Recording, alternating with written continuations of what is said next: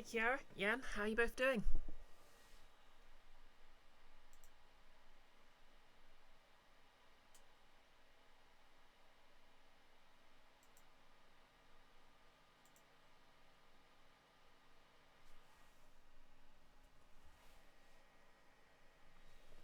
Both okay? Good, good. Not too bad. Very busy weekend, but I managed to get literally. Well, I literally woke up at 12, so if nothing else, I'm well rested.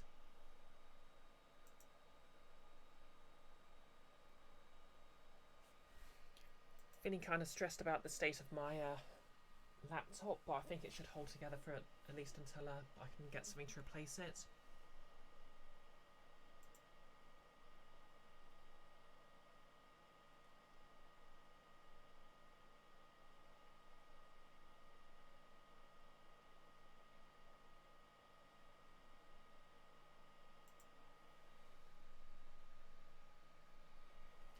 You're trying to figure out how to save tokens in Pico 8.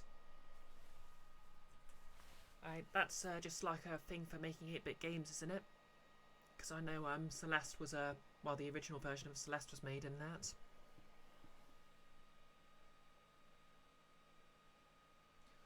You're trying to figure out things, Kiara. What sort of things?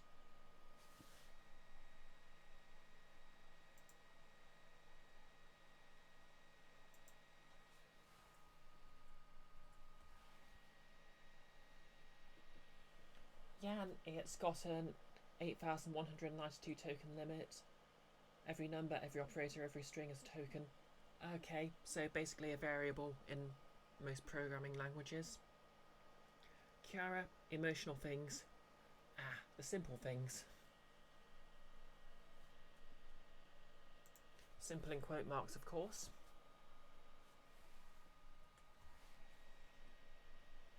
Want to talk about it?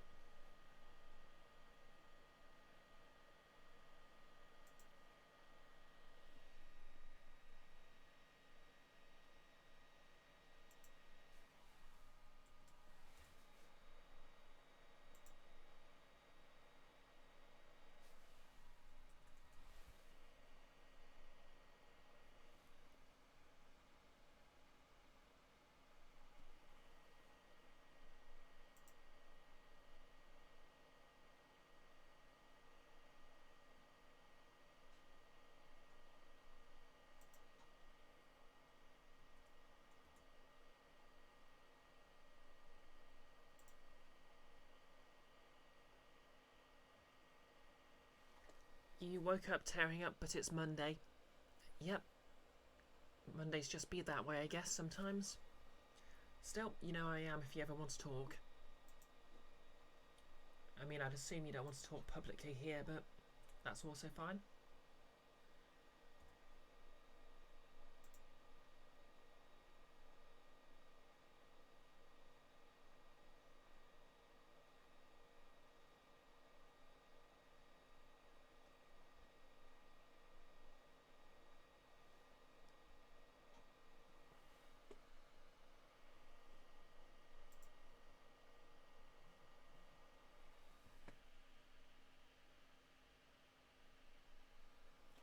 Talia!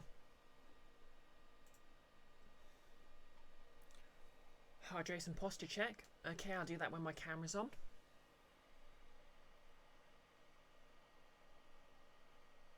Thanks for giving her a shout at Kiara. Would someone give Kiara herself a shout out because she'll never give herself one?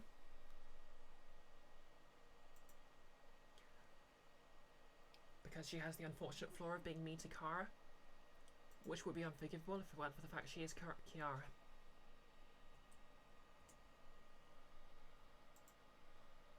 And Kiara is actually physically incapable of doing anything wrong.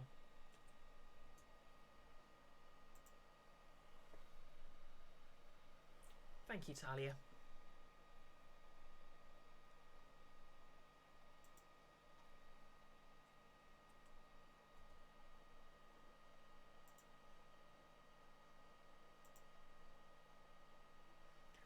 Oh, the reason I'm quiet is because my microphone is actually over here, I'll just fix that.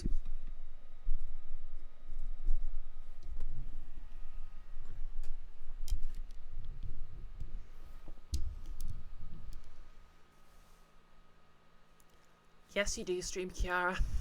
Okay, how do I sound now?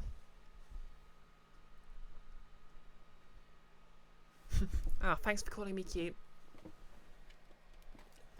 Been kind of neither here nor there. Hang on, just put this in performance mode. There we go. Been neither here nor there, because at work I was basically being gendered correctly, but I was just like misgendered once, and I don't know. It's hard to process. It's Nick. Happy birthday, Nick. And Icky. Icky, no streaming, and you definitely don't hoard channel points like a dragon. I never considered the possibility that Kiara's a dragon. It would explain why she's so cool.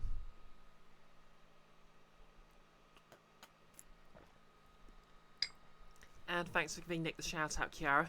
Oh, headphones off. Anyways, yep, Kiara's had her shout out, but she could always use more. Just do my stretch. And Machine Lord Zero rating. How's it going?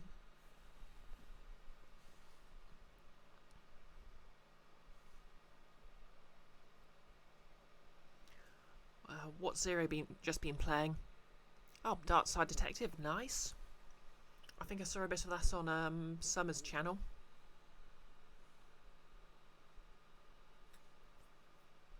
Actually, no, that might have been watching Zero's stream. I can't remember. Head empty, no thoughts here. Oh, thanks for the shout out, Icky. Just some advice, don't follow her, she's a weirdo. Anyways.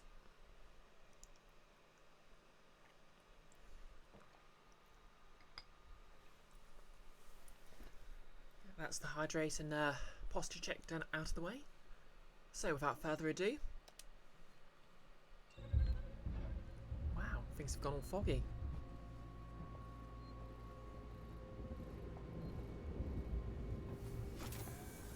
I've completely forgotten what we're actually doing. Okay, restore power to the transit.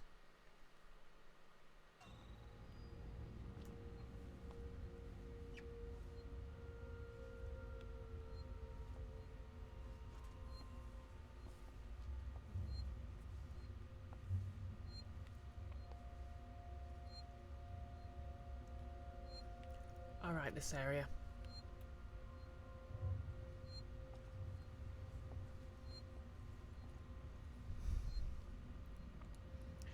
I remember it had that one guard who I couldn't get to stop shooting at me, so in the end I just let him get killed by the alien.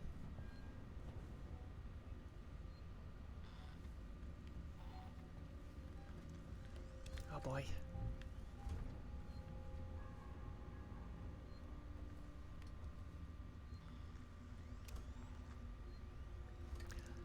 Oh, first time chat from Gorilla Red Red.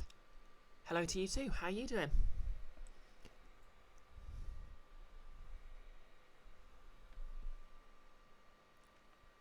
Talia is redeemed, ask me anything. Why do astronauts use Linux?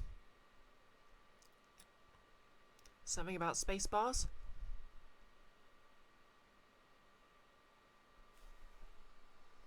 Oh, because you can't open Windows in space.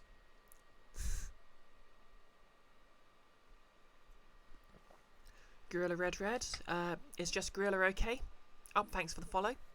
You are just shiny. Excellent, excellent, excellent. It's always good to reflect. Hope you enjoy your time here.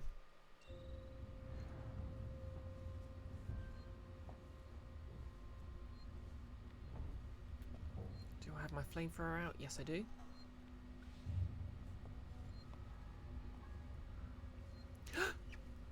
There's no need to ban Talia, Nick.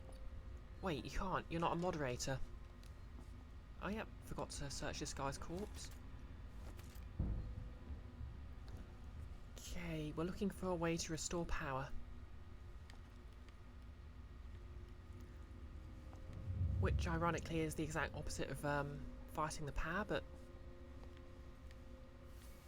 there we go.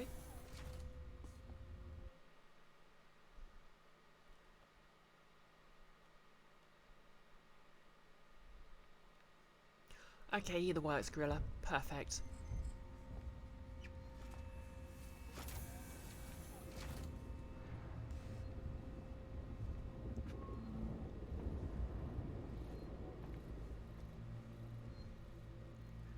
Okay, so was there a way to restore power in here?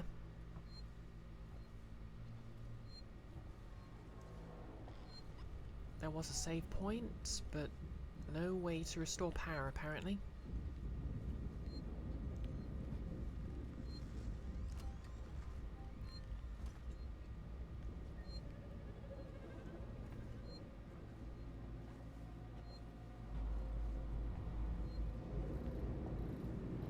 Ooh, an injector, helpful. Let's build a couple of med kits.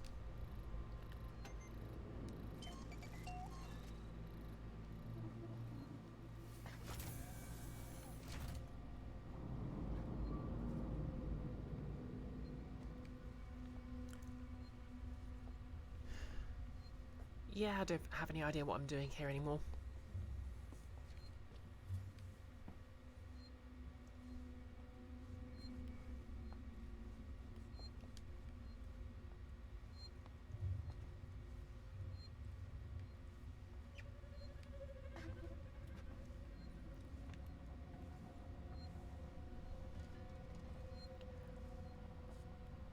I mean, it feels like going through that door was the right thing to do, but there didn't seem to be anything down there.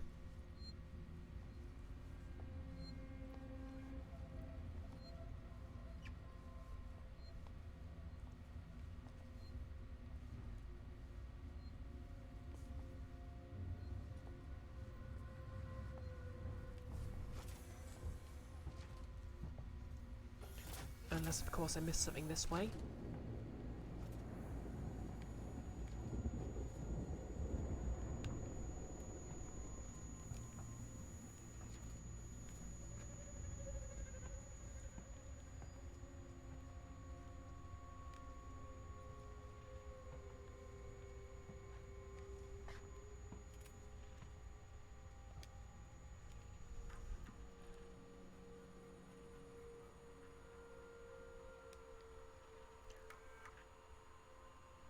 The code needed for the repair job is 1851. Okay. This is Sinclair. You guys took too long down there. I had to power down this.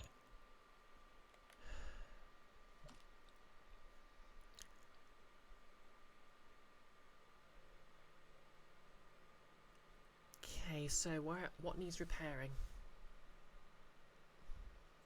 Have I already used that code? And take the last transit.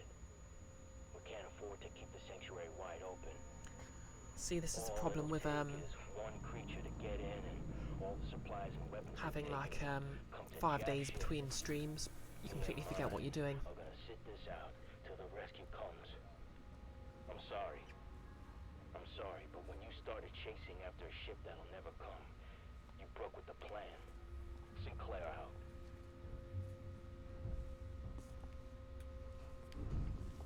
Oh boy. Go away, go away.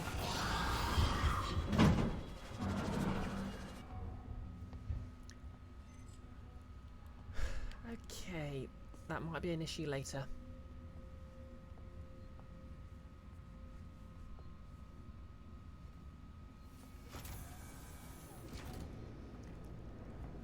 Icky, you had the opposite. You went back to work today after 5 days off. Now that's just living the dream. I had an entire week off, but I didn't really get to enjoy it that much because I wasn't having a great time. Oh. Guess I missed this the entire time.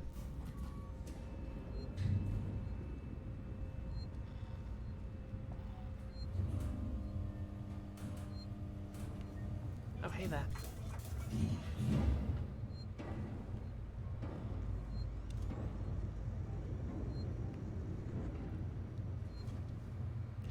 Iris, you're sorry to say for me, but in space, no one can hear me stream. Oh no! Oh look.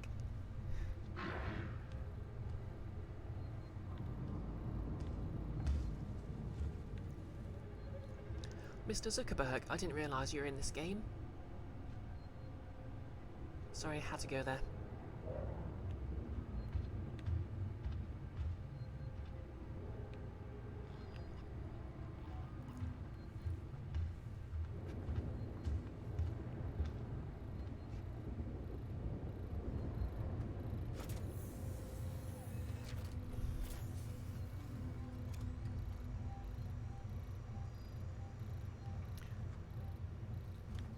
Oh, you're right, Grilla. The Xenomorph does have more charm.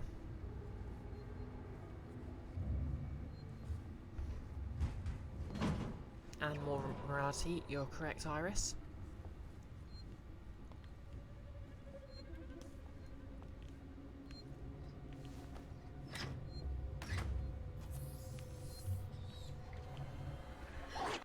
Okay, that caught me by surprise.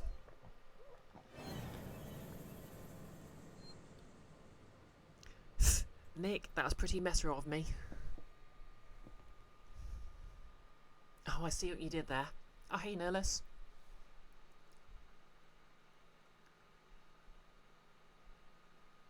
And Machine Lord Zero is correct. The Xenomorph is more human. And let's be clear, we're not making fun of Zuckerberg because he's autistic. We're making fun of him because he is a capitalist.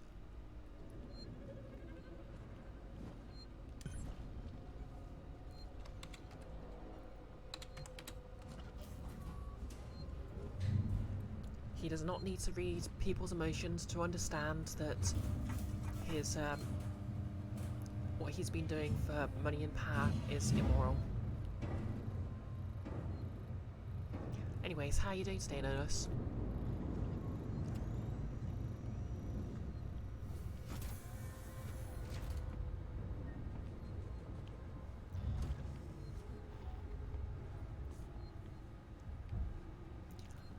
Right, so we've got to be very wary of the facehugger that lives in this room now.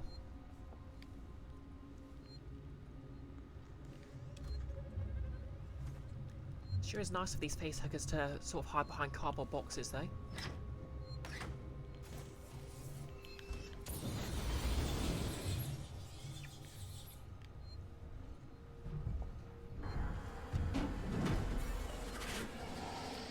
Anyway, we'll just hide from Lenny.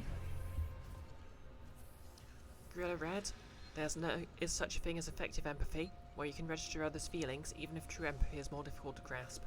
This is true. Of course, people get very confused with the meaning of empathy, because as someone with ASD, I have trouble reading people, which is technically a lack of empathy, but it's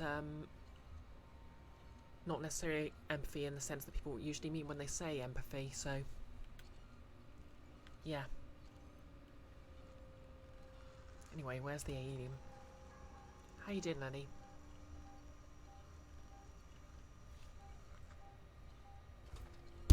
Ow. Nihilus, you watched the first Alien last night. Excellent. What do you think of it? And AVP this morning. Oh yeah, to be honest, it's not a great film, but I kind of liked it. I love the idea of a sort of a horror science fiction movie where there's two distinct factions. And he, facehugger means egg. Excellent. Kiara's correct. Alien vs Predator 2 was trash. Ah, you're a counselling and psychotherapy student. Nice, nice. Ah, I did a bit of psychology and sociology for A-level. That's about as far as my understanding of the field goes. Obviously, aside from the stuff every single trans person has to read up on. Oh, good, flamethrower fuel.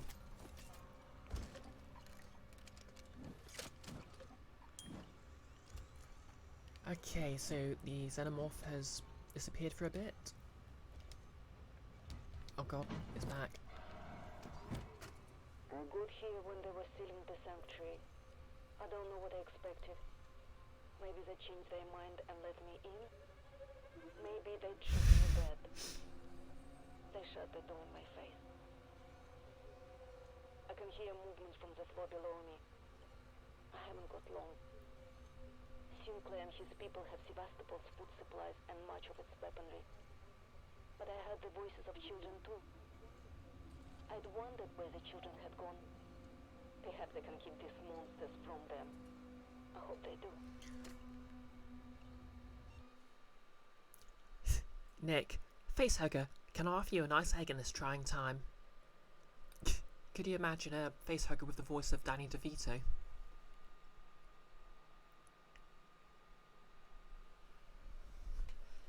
Hey, I'm the trash alien.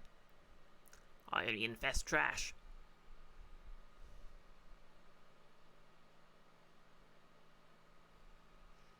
No less, alien is good, you suppose?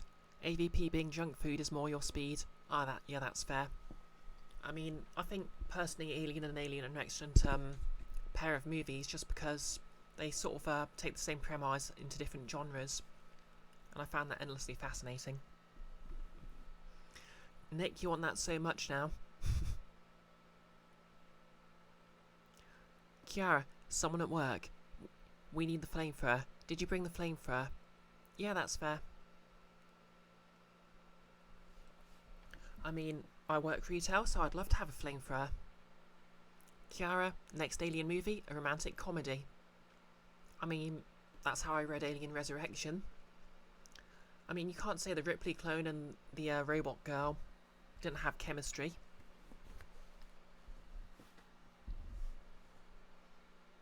Icky, you used to fall asleep watching Alien. Actually fell asleep by the time the action kicked off.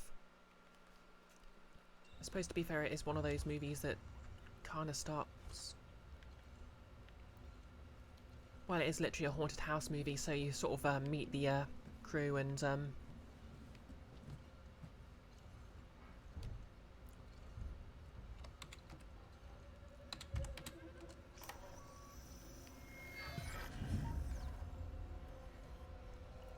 then see them get killed off.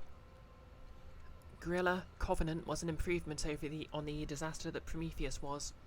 I'll be honest, I haven't seen Prometheus or Covenant. I didn't really... Oh, here she comes. There she goes. Icky, next Alien movie. Hello my baby, hello my honey, hello my ragtime gal.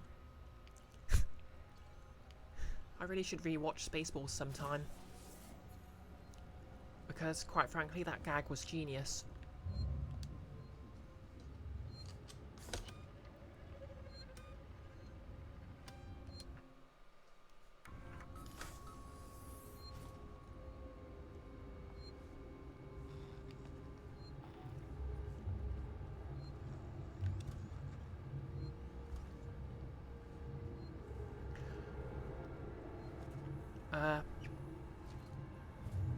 Did that door just move on its own?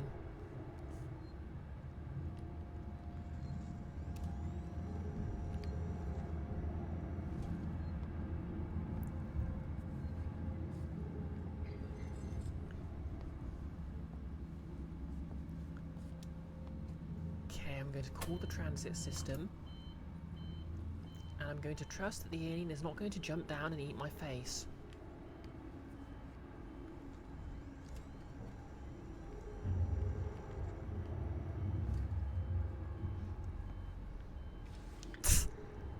Kiara, you idiots, you got her stunt double.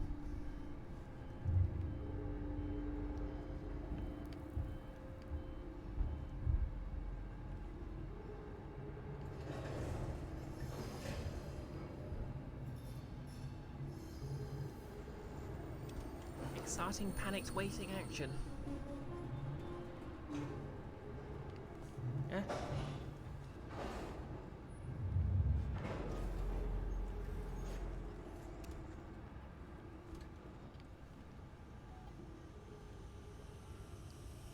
Okay, let's get the heck out of here.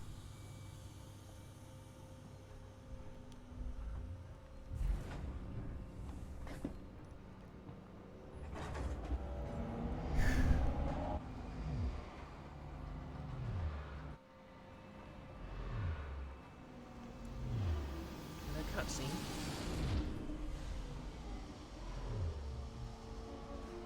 Icky, xenomorphs. Perfect for getting rid of that pesky face.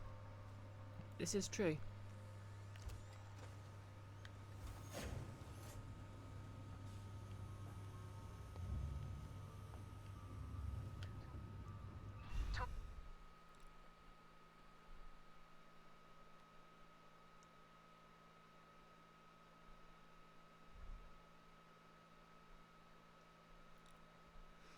Notice, you also watched AVP's commentary. For whatever reason, it was fun. Main girl's actress. When one of your friends saw this part with the face huggers, someone in the theatre went, "Flying pussies." I mean, not wrong. Reference to Ripley. Ripley, we're about to move into position for the auto-umbilical dock sequence. We'll be dark on comms until we've matched the decaying orbit of the station and are in position. We're just waiting on you to extend the towing platform clamps. I don't know how you sweet-talked me into this. The original egg design simply had one long slit opening rather than a cross. Wow. To be fair, I think the alien had like both genitals and stuff.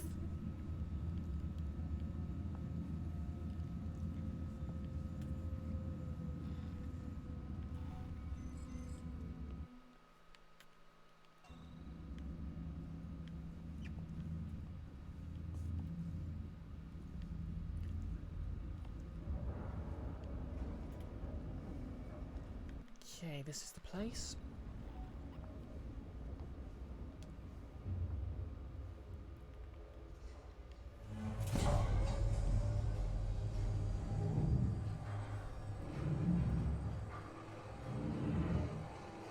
Oh no.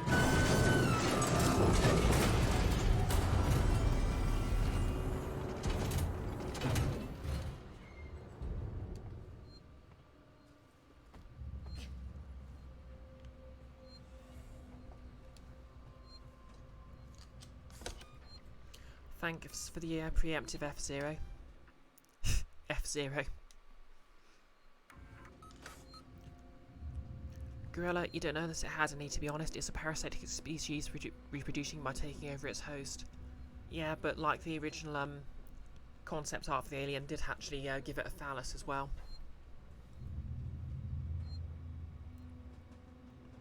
Oh yeah, Aniki, the Offspring's concept art. Also in the original Alien, it could literally turn humans into new eggs as well.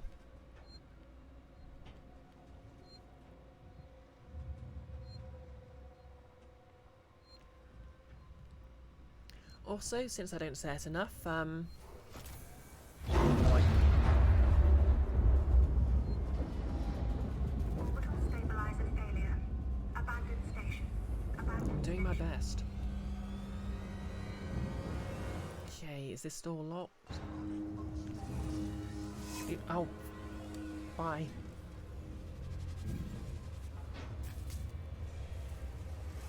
No, you're not. Leave me alone.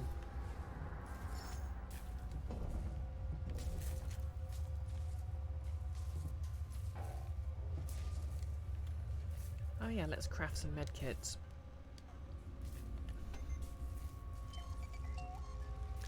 What was I saying? Oh yeah, the original aliens had some bios for the original film's crew flashing while Ripley's being debriefed. And eventually it basically revealed, yeah, they were available in the Blu-ray edition eventually, and that actually reveals that Lambert, the character I'm dressed as, was a trans or intersex. Sounds kind of neat. Where's he gone?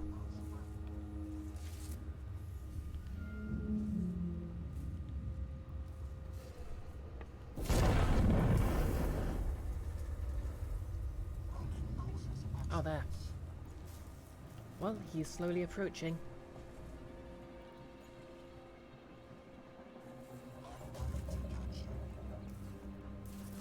Orbital stabilizer failure. Abandoned station. Yep, he's just eventually strolling towards me. Menacingly, Nick. He's gonna catch me. Possibly. I'd ask you, but I'm busy.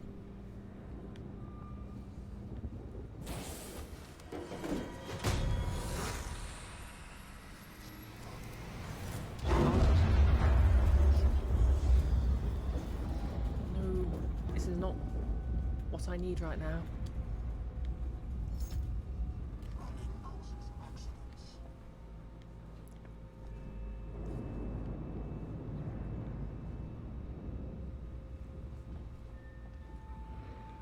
Evacuate station.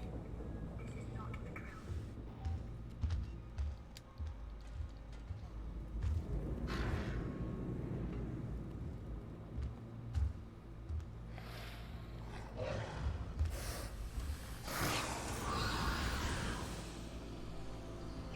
Don't get lost.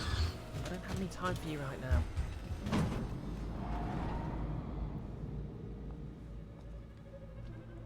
Tsk. Yep, ask the Joe to divide by 0.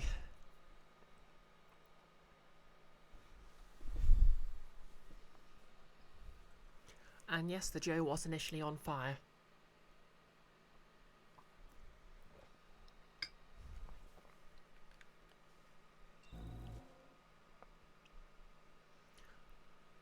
Okay, so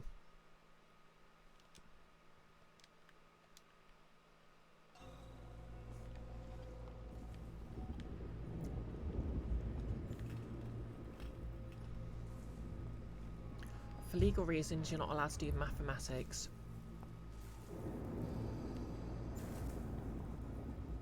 After evacuation, do not re-enter the station until advised to do so by the orbital emergency convener.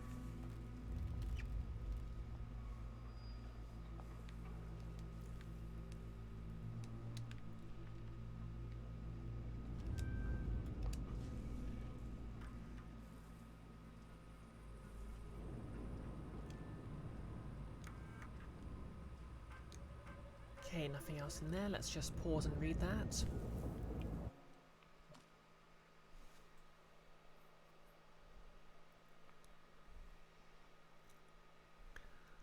No less, something odd in the first movie.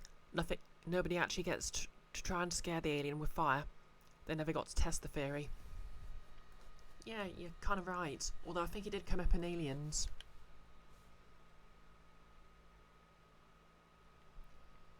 Okay, shut out. Denver. Is there anyone there? It's Denver. I'm back with supplies, but I'm locked out and nobody's answering. What happened? Was there an attack? It's getting worse out here. You have to let me back inside now. My wife is in there. She'll tell you who I am. I have the supplies. Someone please answer me. Last stand. Sinclair. Madonka, we rounded up everyone we could find and are camped out in the rec room. The security system we discussed is rigged up, but you won't be able to get in the old way. We caught a stranger sneaking in. After a couple of hours, he confessed he let him in and we threw them both out. We've only got limited space and supplies here, and we've got to control who gets in. If they want in, they've got to bring something to the table. What you'll need is in the usual place. I don't want to say here, but you'll know what I mean. I changed the code to 1984. Wow, subtle. Use what you'll find there. Of course, we'll need to make sure you've got the supplies you promised us, but we'll check upon entrance. I'm sure you've got what we need. After all, I vouched for you. No less you figured they made it canon Aliens, hence why it works in the game. Yeah, not quite Madoka.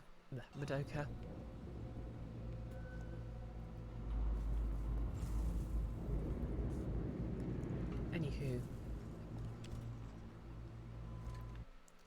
Okay, so the passcode's over there. This best be something good, because I'm terrified right now. Emergency. Please attend your assigned evacuation point and wait for your suspected emergency warden.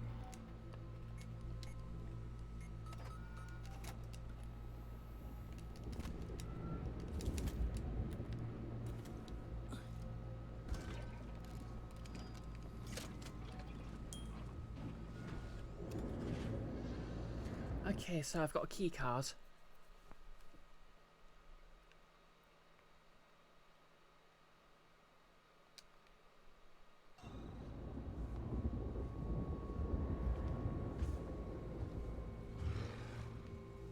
Oh, there she is.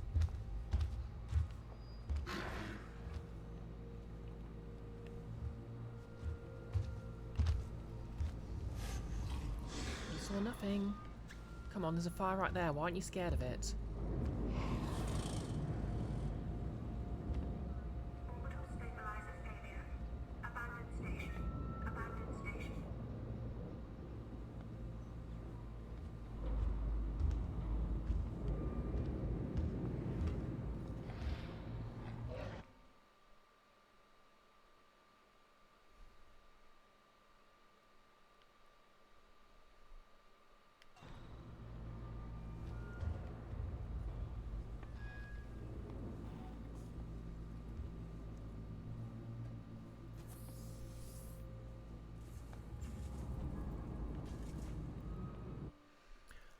Okay, so what am I looking for?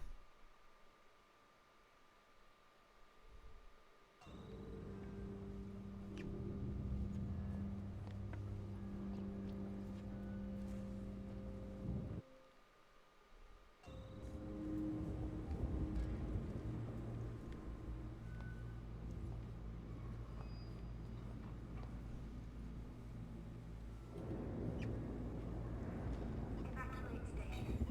This is not a drill.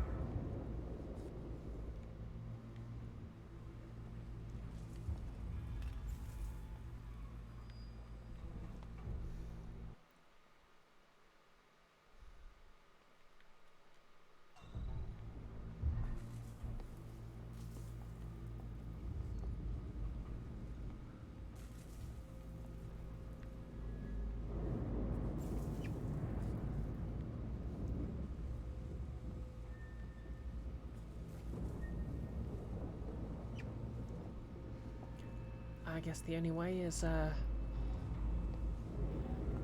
hope that one robot doesn't give me away.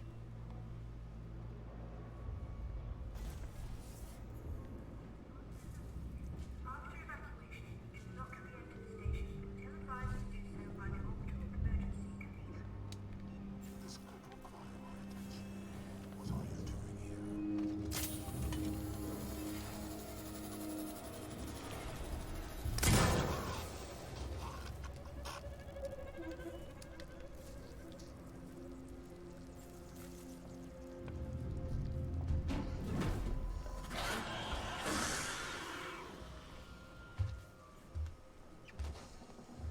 Has it seen me?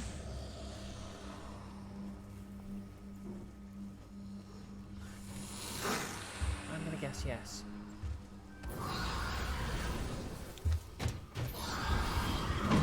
Which way am I going? Emergency. Please attend your assigned evacuation point and wait for your synthetic emergency warden.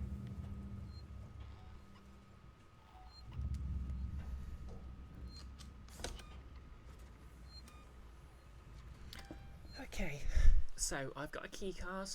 I just need to find where to use the key cards and I'll be fine. Right?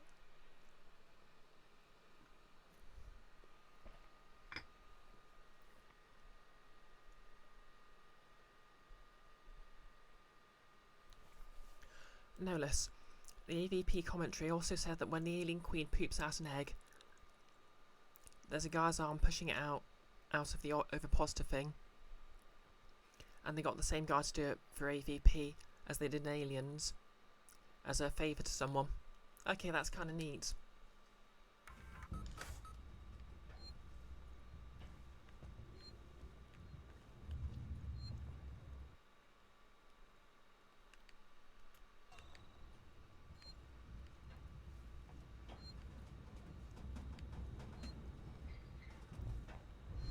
I mean, I think I've mentioned that the guy who played the alien in the first movie was literally hard in a pub. And then just sort of is that a map station? No. and then never got heard from again. Orbital stabilizer failure. Abandoned station. Abandoned station.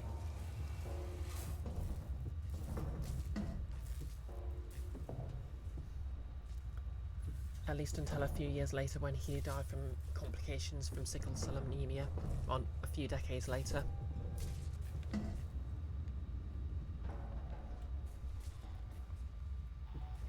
Yeah, that would be a very interesting thing to put on your CV, to be fair. I mean, he was literally hired because he was very tall and skinny, so it was perfect to wear the costume.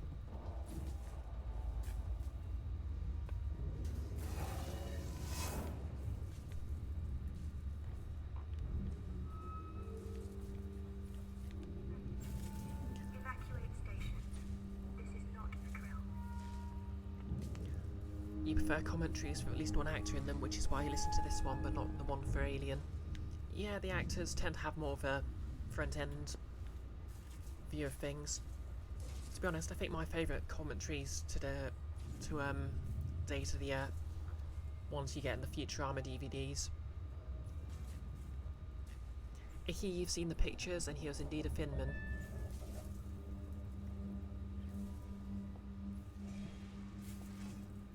Who knew that Slender Man had a human sonar?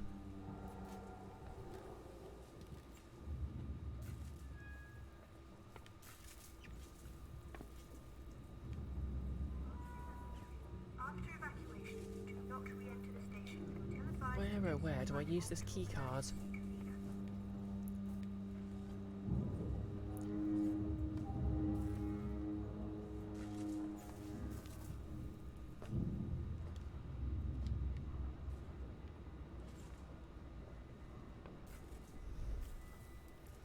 Off the top of your head, the only other commentaries you've watched are The Road to El Dorado and Hellboy. I never watched Hellboy 2. Oh god, it's seen me. I don't think I've ever actually seen Hellboy 2, just the first Hellboy adaptation. I have no idea where I'm going. Emergency. Please attend to your site evacuation point and wait for your synthetic emergency order.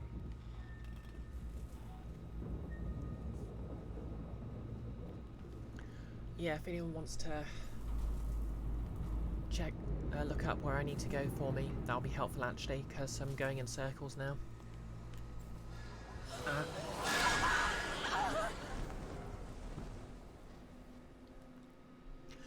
Kiara, you recommend Nolas watch the Batman and Robin or the Sam Raimi Spider-Man movies? Commentaries, therefore. Nolas, Hellboy 2 had pretty silly bits, but was watchable, you guess. There's a really weird bit with him juggling a baby, though. Oh yeah, I heard about that. Just like literally a fight where he's protecting a baby. Then the baby's mother's like, "Stay away from him, you monster!" And it's all sad because spontaneously people dislike him, even though he's a very cool-looking giant red devil.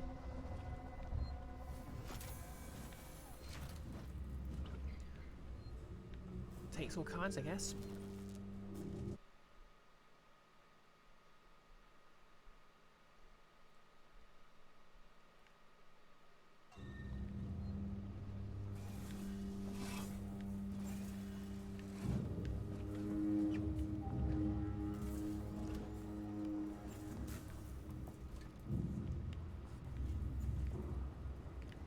Okay, that's 3 miles in. Literally, he tosses the baby like 10 feet in the air, then catches it with his right hand, which is made of rock. Icky, who did the protect baby fight better? Hellboy or Spike? Surely the best protect baby fight is Lone Wolf and Cub, because that's the entire movie.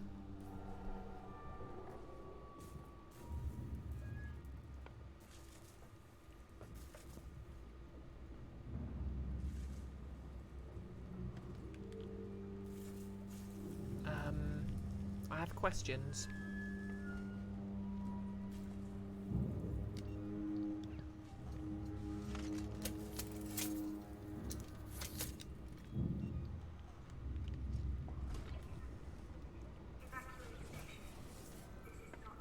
spoilers, you do have the 2 trash Batman films on DVD.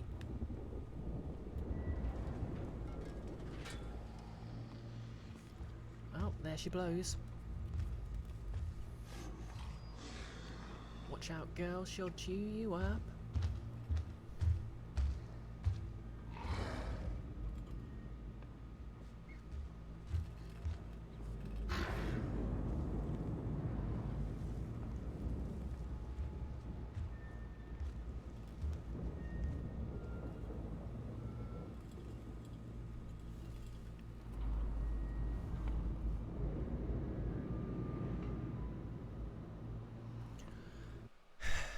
Yeah, still have no idea where I'm going now.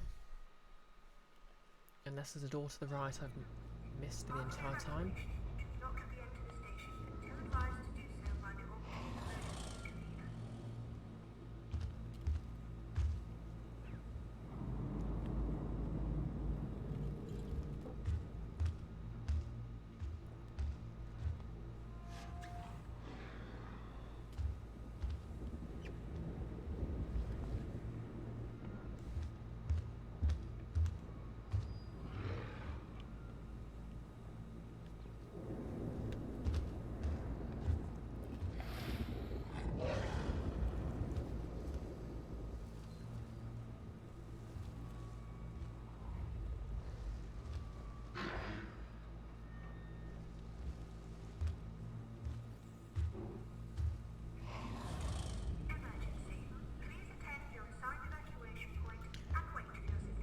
To be honest, you want to quote the AVP commentary more, but you live blogged both movies on Facebook and mentioned the only... Where's she gone?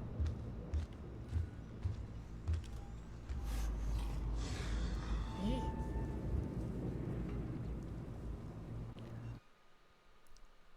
Mention the only other bits from the commentary that you found interesting there. That's fair enough. Is there somewhere where we can watch that other than Facebook? Because that's actually kind of interesting.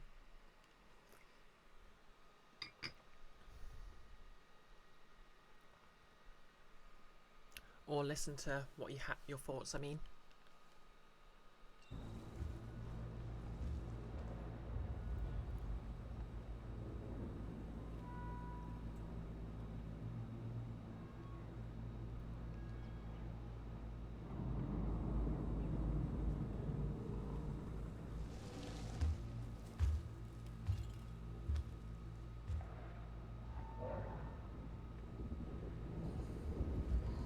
Did she see me? She saw me.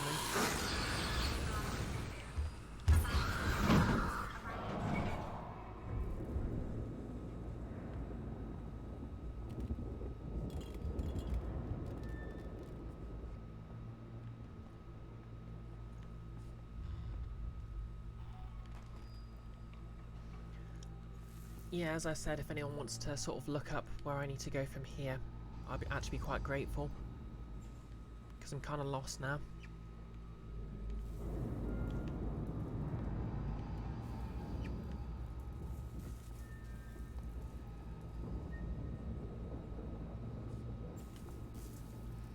You'll be right back, yeah. Okay, good luck with whatever you're doing. Evacuate station. This is not a drill.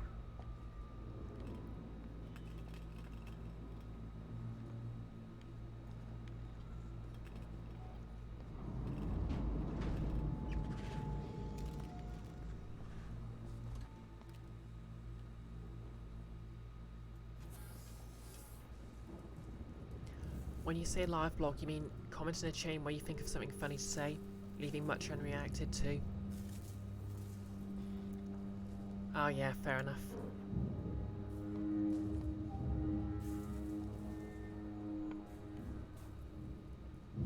Gorilla, you will say the best villain in Alien is you say the villain in Alien is possibly the best movie villains ever. Do you mean Ash the android rather than the alien themselves? Because, yeah, to be fair, he has a pretty compelling villain.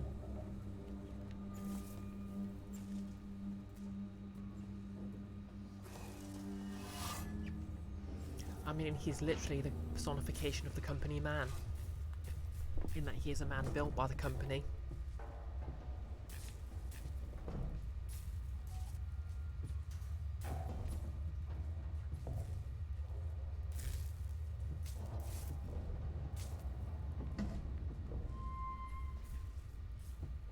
What's our map objective?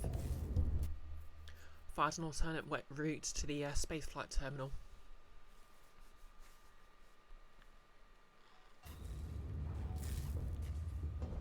To be honest, I think what I found compelling about Alien was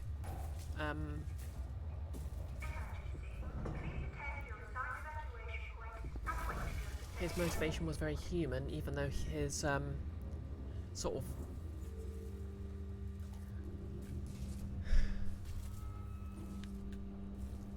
way of going about it wasn't human. It was very inhuman. He's literally like, as a machine, he's literally taken on the worst traits of a human being. The alien isn't really villainous, they're like an animal obeying their instincts. Yeah, I think a lot of horror movies have sort of a human antagonist somewhere just for that reason. Because there's, while the antagonist and the actual hazard themselves aren't necessarily one and the same. Like, you see it more in disaster movies because it's kind of hard to get angry at a storm. But it's very easy to get angry at, say, the mayor. Nerlus, make your way back to the door you unlocked that led from the air hockey table room and pop into the vent here.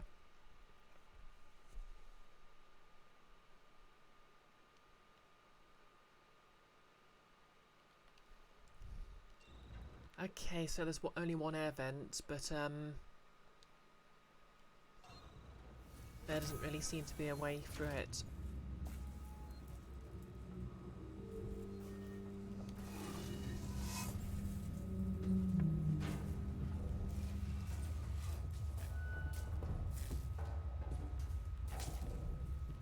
To the end, anyway.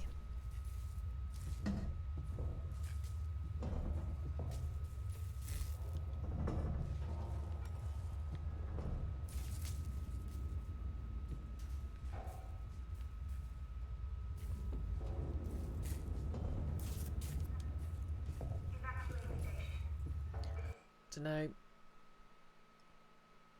The air hockey table room. Is that the large room?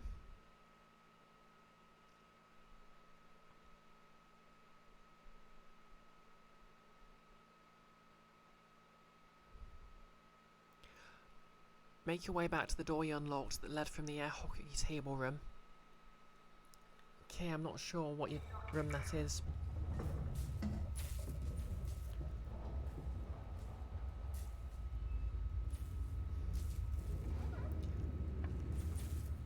You're a little surprised that Ash was. That being him was an android was a reveal because he acted so human, only knowing the androids from this. But you guess there's a few reasons, including gameplay narrative. Yeah, the androids here are sort of very explicitly not human looking. But the androids in the franchise in general are actually quite human looking androids. Because like the Doctor was a synthetic as well. And obviously he looked completely human. In fact, I actually quite like what they did here. Because they sort of dropped the same hints that he was an android. Like they would in one of the earlier movies, but then they just had the whole just had someone casually mention it.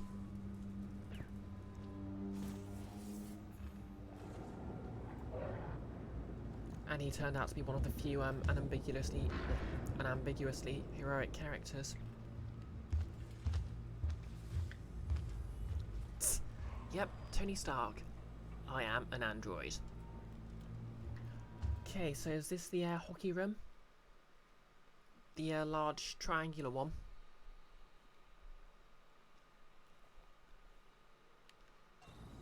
Because I don't really see any vents around or anything around here.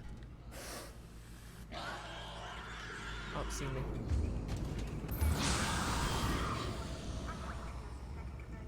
Well.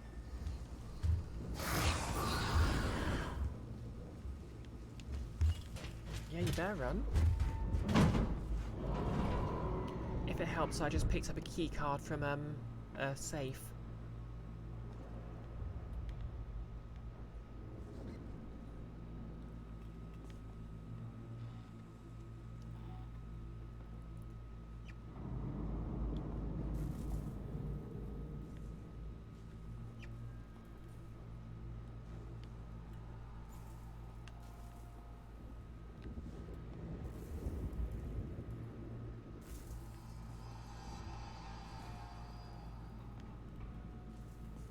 Orbital stabilizer failure. Abandoned station. Oh yeah, I went into an elevator and it sort of stopped halfway and I had to climb out. And then it said, find alternative route to spaceflight terminal.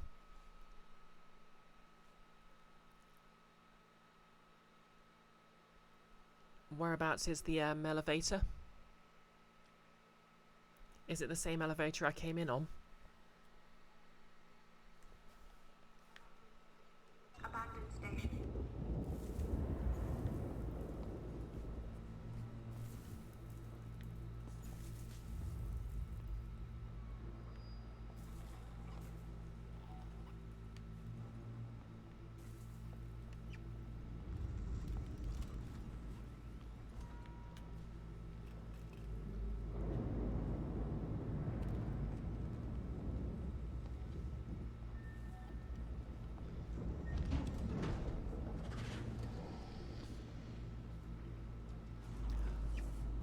Oh, thanks for the follow, Frenchie Montana.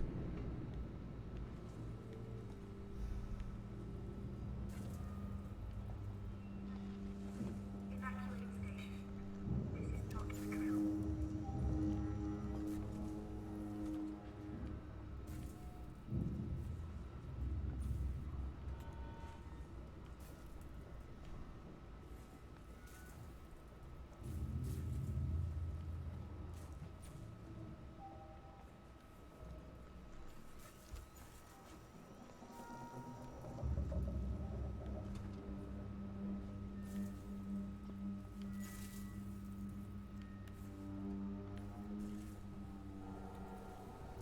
I entered 1984, so save station vent shaft.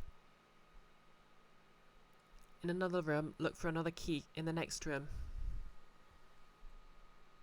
Okay, it's the save station next to this vent shaft.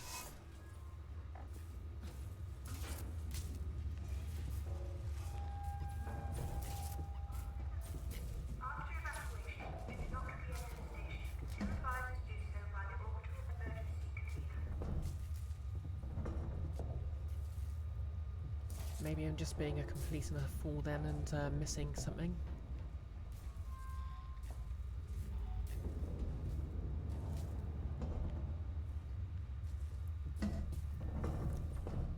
Because this vent shaft seems to be a dead end.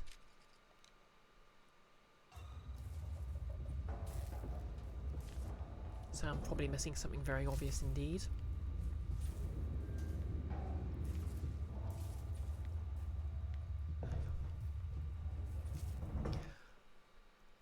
Look for another key card next to a corpse, then approach the corner of the room and use it when given the option.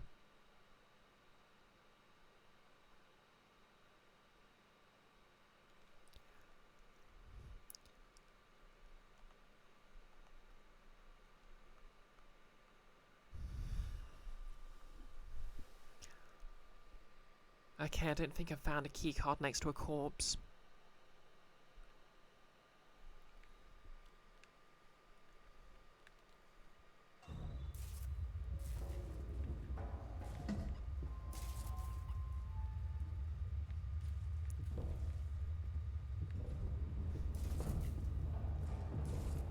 Emergency.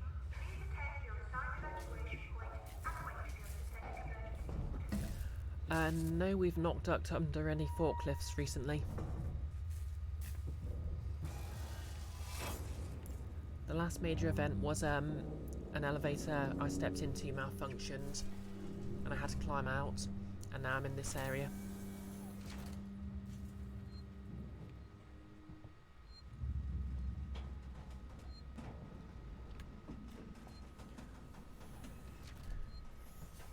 there was a burning android. Exit the elevator and take the door to the right. Follow the corridor and enter the canteen on the left-hand side when I come across it. Use the Savasta link in the corner of the room and get another code from the personal folder. 1984, yep. Enter the code at the glass case on the left side of the room, yep. Now go to the middle of the room, duck under a forklift, and through the door beyond. Ah. That's the issue then. It's the forklift I'm looking for in that room.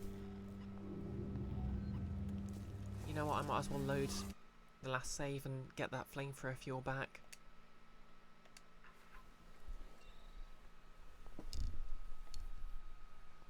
Yep, sorry about that everyone. I was having a bit of a moment.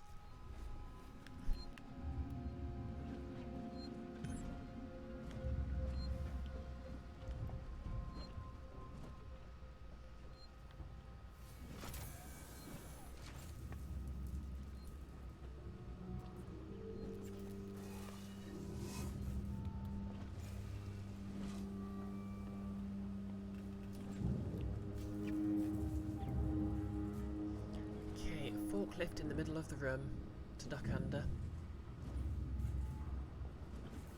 Orbital stabilizer failure. Abandoned station. Abandoned station.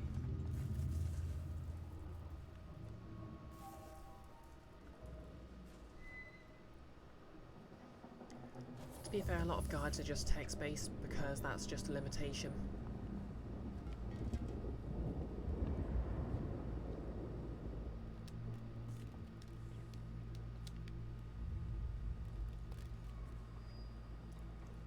Forklift.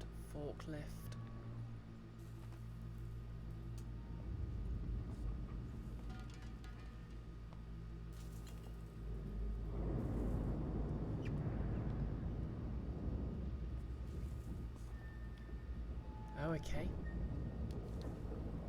Evacuate station. This is not a drill.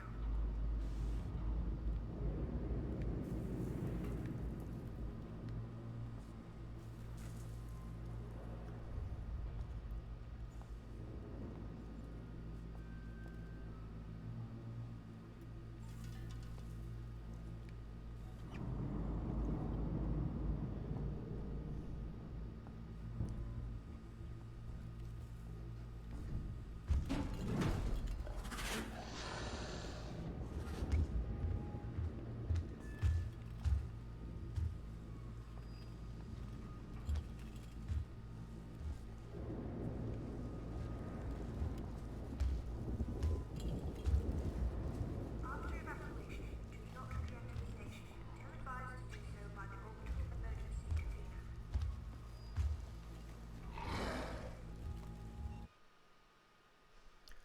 Okay, go to the middle of the room, duck onto the forklift and go through the door beyond. Oh wait, there's something there.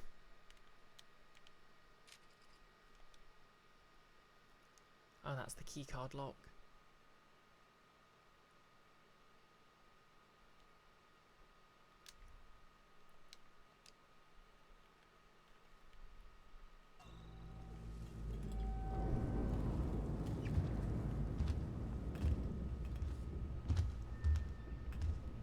So where's the keycard lock? That way. Oh, I get it. I think.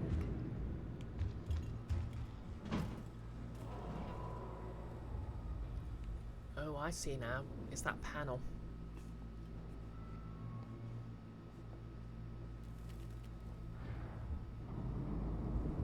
Emergency. Please attend your assigned evacuation point and wait for your synthetic emergency warden.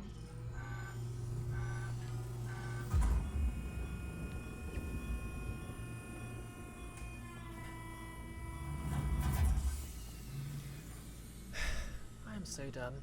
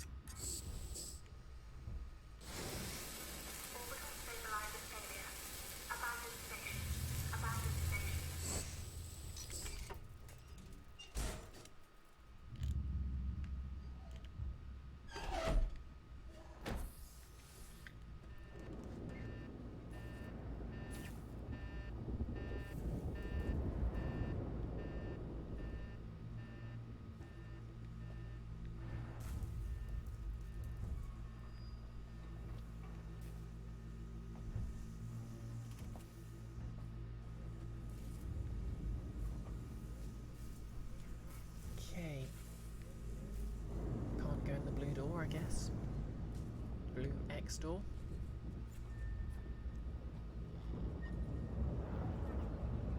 Evacuate station. This is not a drill.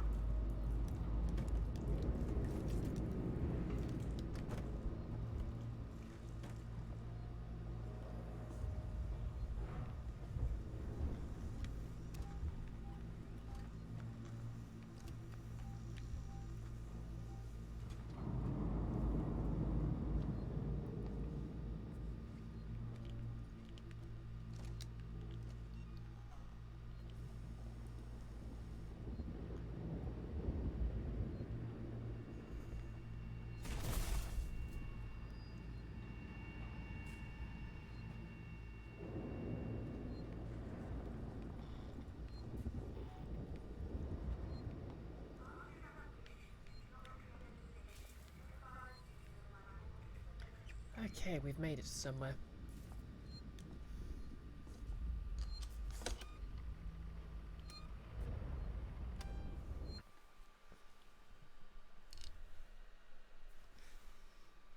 Side note, Alien made you understand why it was so important to have copious interterminal minigames to do damn well in anything in this. Yeah, they did sort of, it did sort of popularise the whole, absurd sequence of controls to do anything. Oh, thanks for hosting, by the way, Kiara.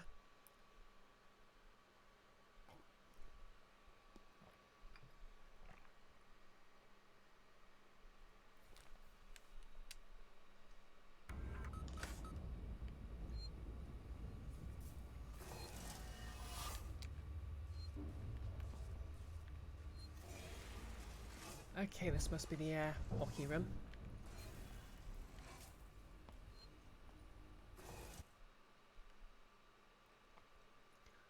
Or the rec room, as it likes to call itself.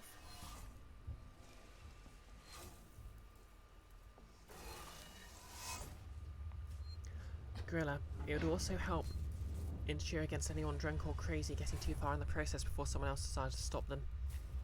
Yeah, I think systems like that usually work by requiring at least 2 people to activate them.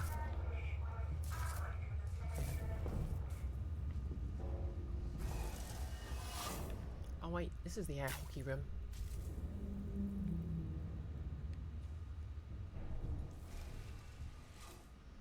I think the problem is the whole sequence to deactivate.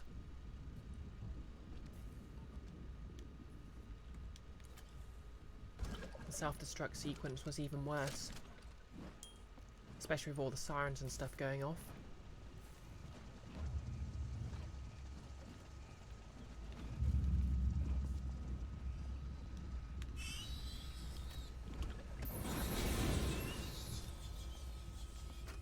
If you're listening to this, and you're on the team, we've sealed the habitation sanctuary. There's one way in, one way out. I've still got raiding parties heading out to loot supplies and weapons, but it looks like we shut it off just in time.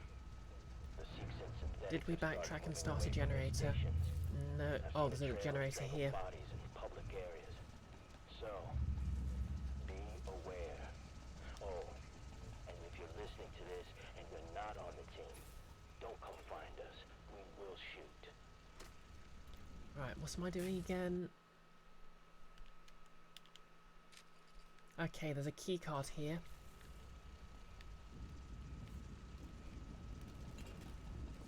I mean, yeah, there's a key card pad here that I just found, so I guess that's what I'm doing.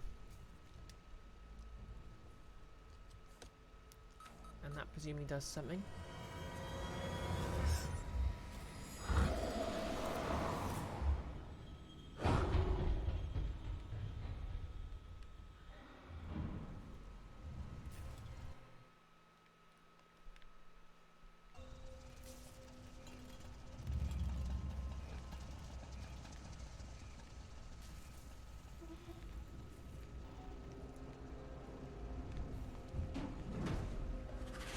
Okay, where is it?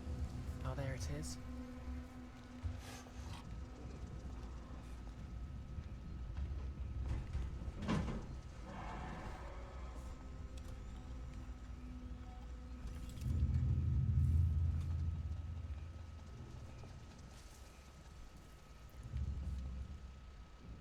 You remember this part being bullshit. After evacuation, do not re-enter the station until Okay, now I've backtracked the games room.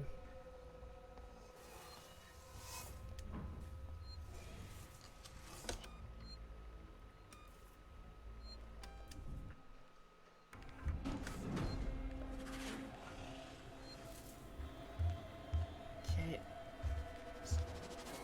Where is it?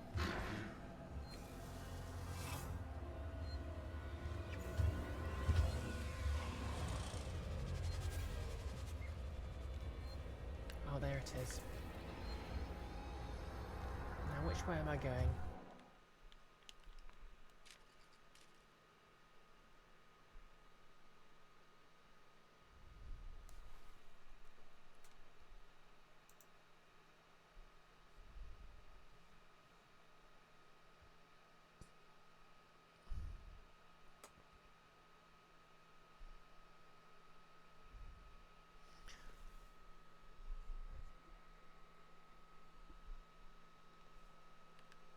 Use the lever. Go away.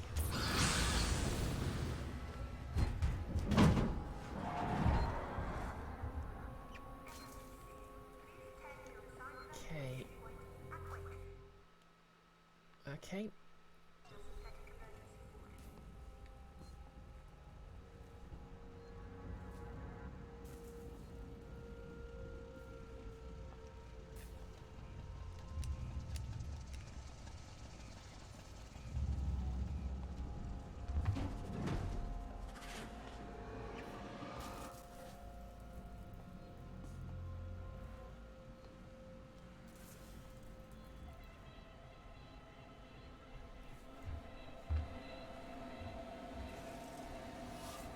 Nothing to see here, Lenny.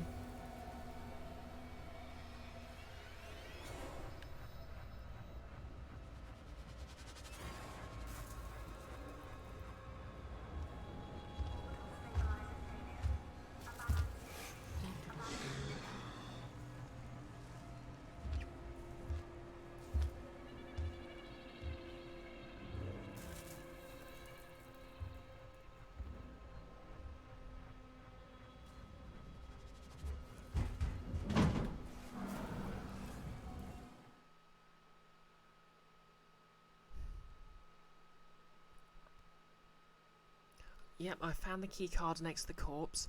Then I approached the corner of the room and used it. Retraced my steps past the save station and the dorms and entered the games room.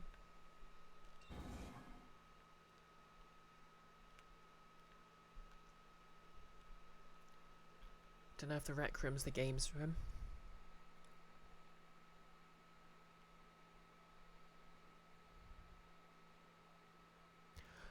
A hockey table, use the lever on the door next to it and pass through.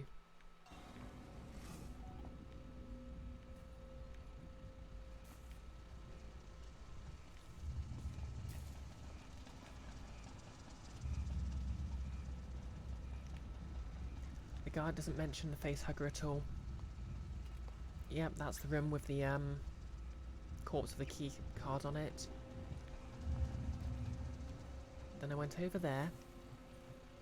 Evacuate station. This is not a drill.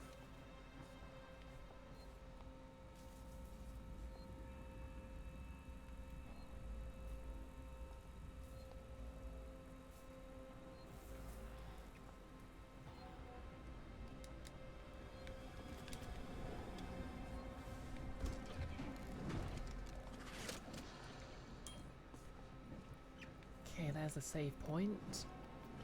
So if I head past the save point,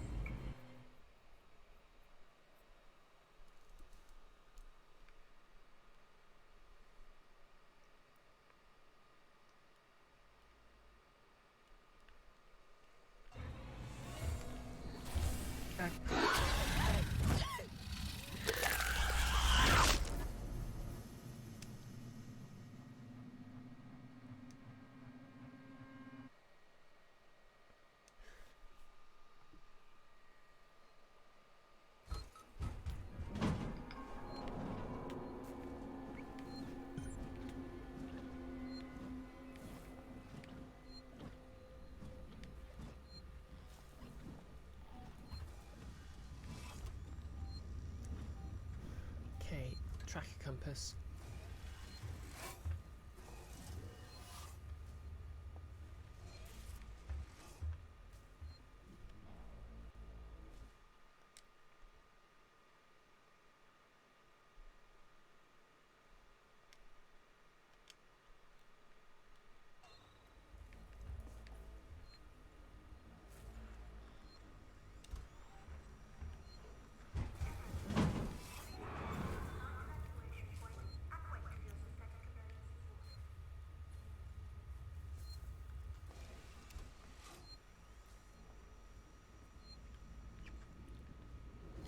Okay, I do need to go this way.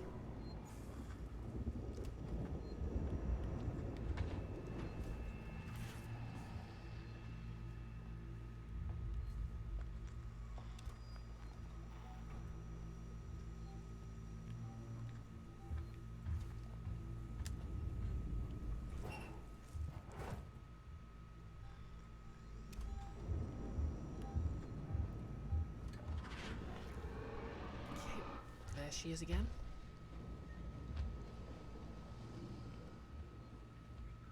Orbital stabilizer failure. Abandoned station. Abandoned station. Nope, just back away. Back away.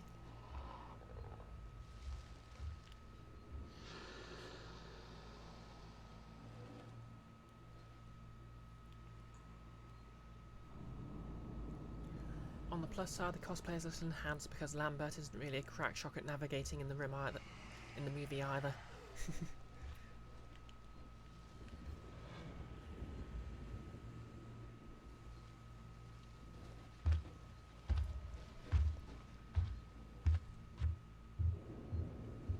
Okay.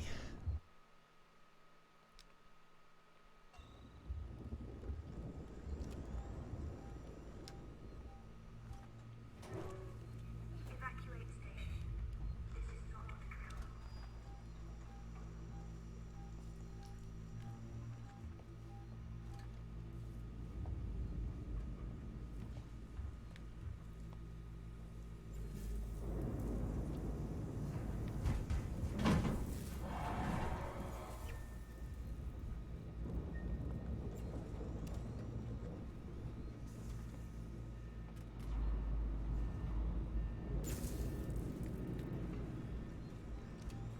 Okay, I guess this is the room with the save point mentioned.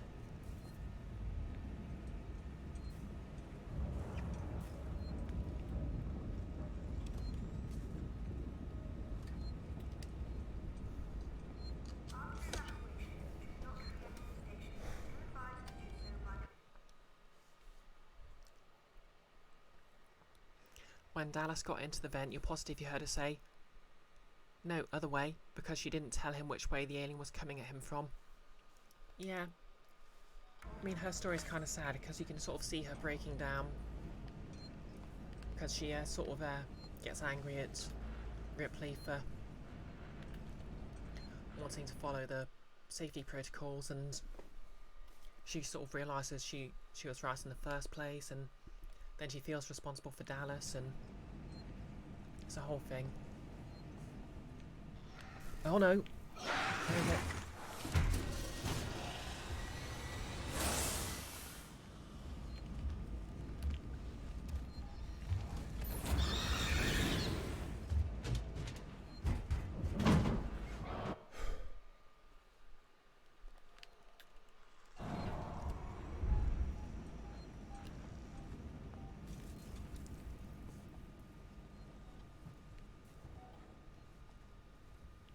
Ah, here we are.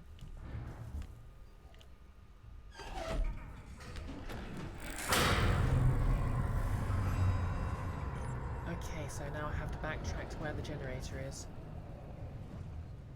Lovely.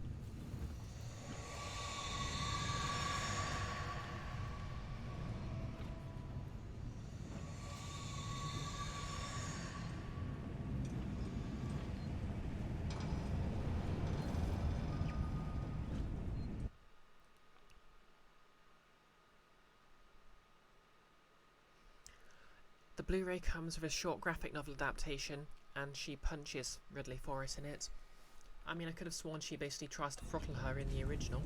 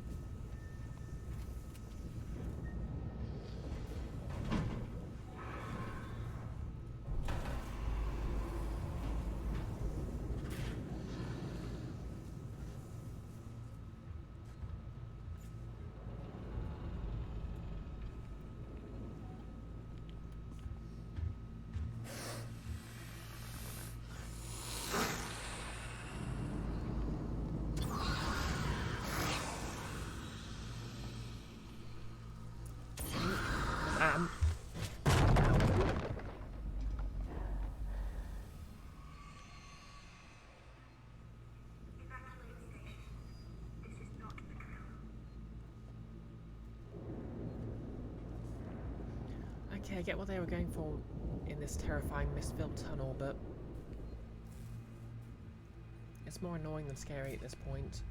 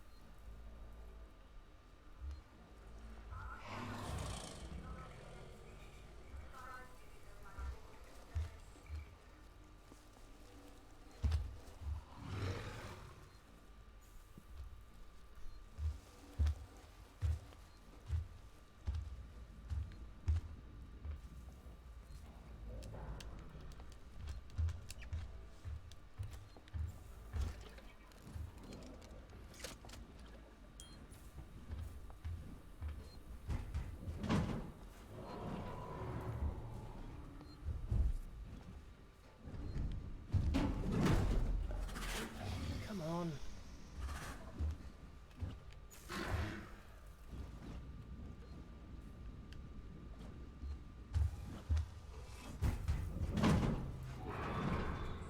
Please attend to your assigned evacuation point and wait for your synthetic emergency warden.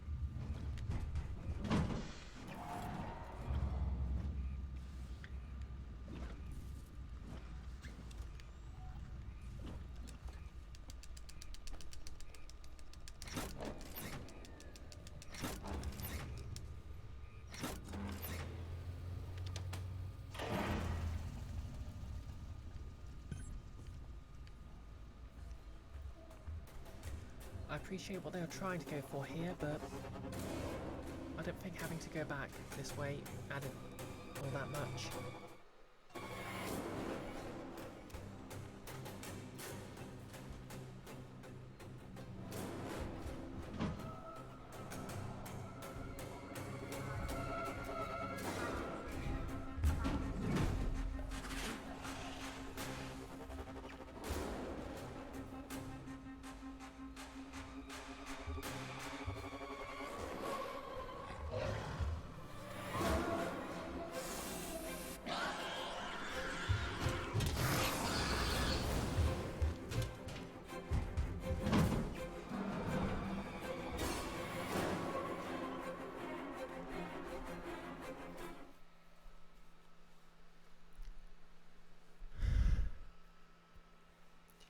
You don't remember her doing this in the movie, but you did watch the theatrical version and not the director's cut.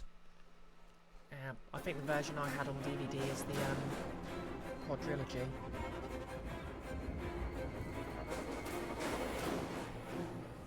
So I'm not sure what cut that is.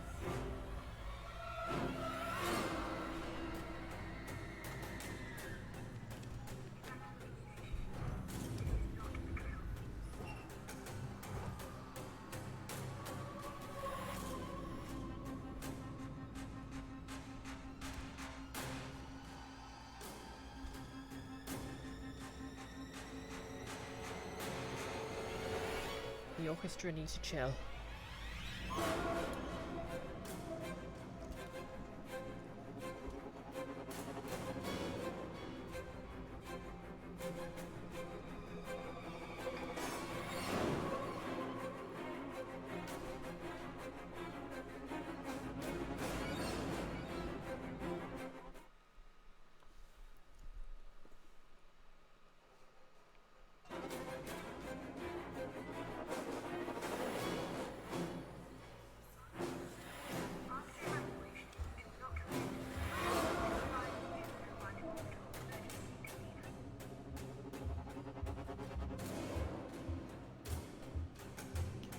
Feel safe to say that they prioritised faithfulness to this game, exactly like Ash prioritised the Alien.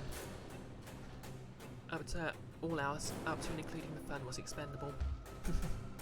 Yeah, that's fair. To be honest, I think Fusions that would have actually worked better as a faithful recreation of Alien.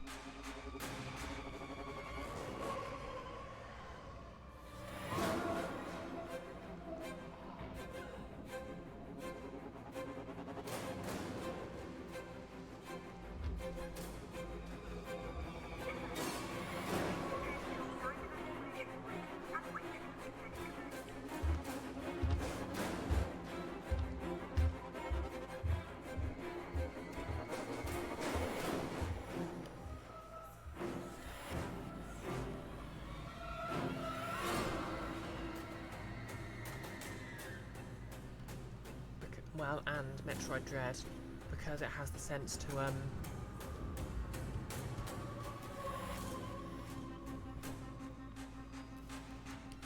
only have the alien show up at, well,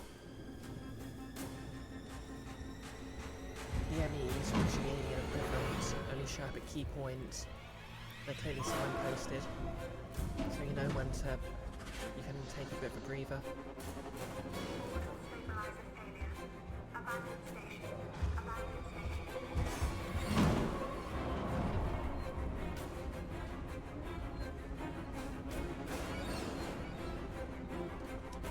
Because, you know, taking a break and everything to ease the tension is just as important to a lot of horror.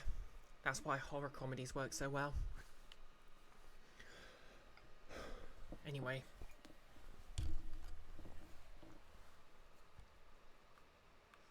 Just to check, by the way, is the audio okay? I'm not too loud, the game's not too quiet, that sort of thing.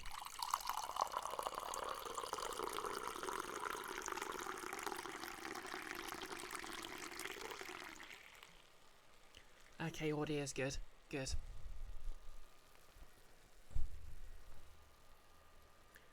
And yep, TSMR.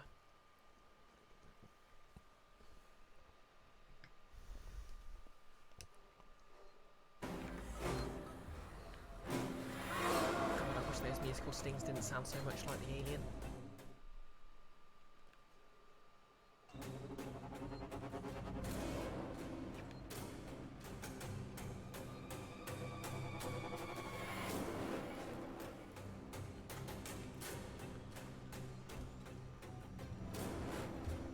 Oh, here she comes.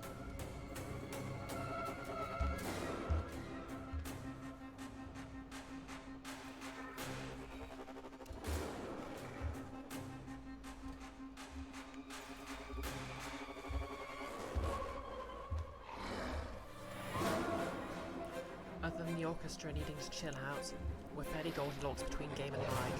Good.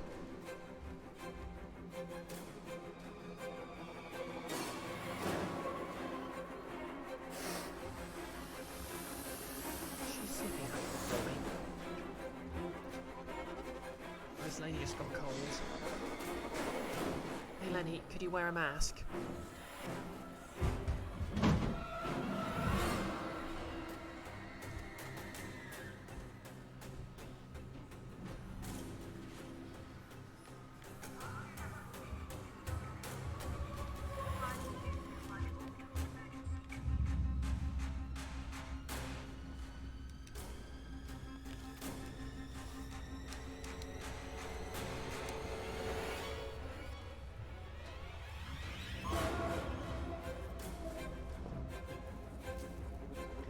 No less. In Alien, once the alien is in play, it stays in play. So they went off to decide it needs maximum in-play time in this. That's true. I suppose to be fair, it gives you sort of a grace period before the alien enters a given area.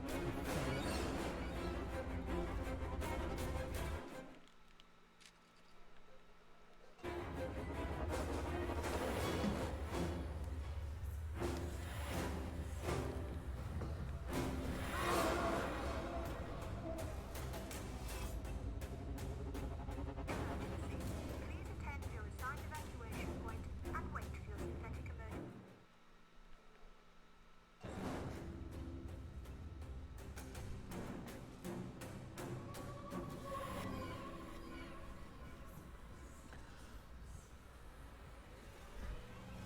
Sebastopol, this is Diane Verlaine of the Torrens. I am attempting to dock on the tow platform below your spaceflight terminal. We can take survivors. Okay, off to the space terminal, flight terminal we go.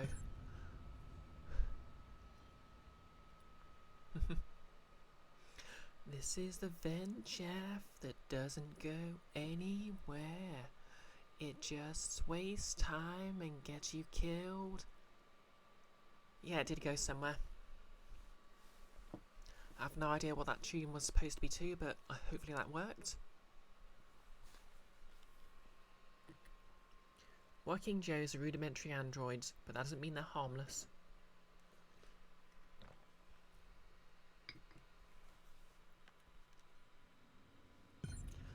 Note to self, Bree doesn't know VeggieTales either.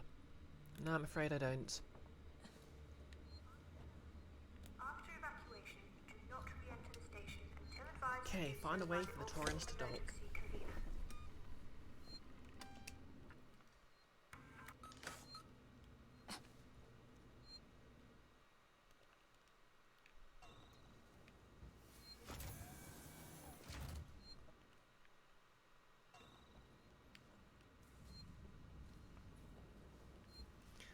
Yeah, I don't think it was really my, I mean, I've seen a few memes about it, but that's about it. Apparently there was discourse about whether or not it portrays Jesus as a carrot.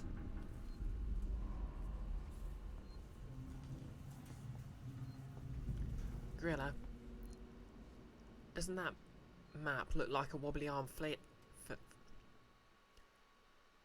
doesn't that man look like a wobbly arm flailing man going,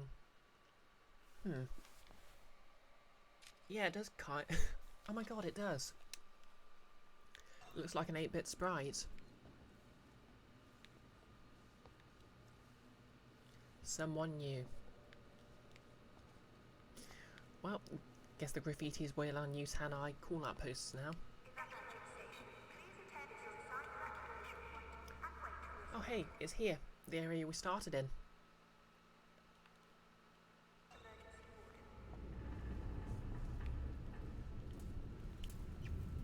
For some reason I have a revolver equipped now.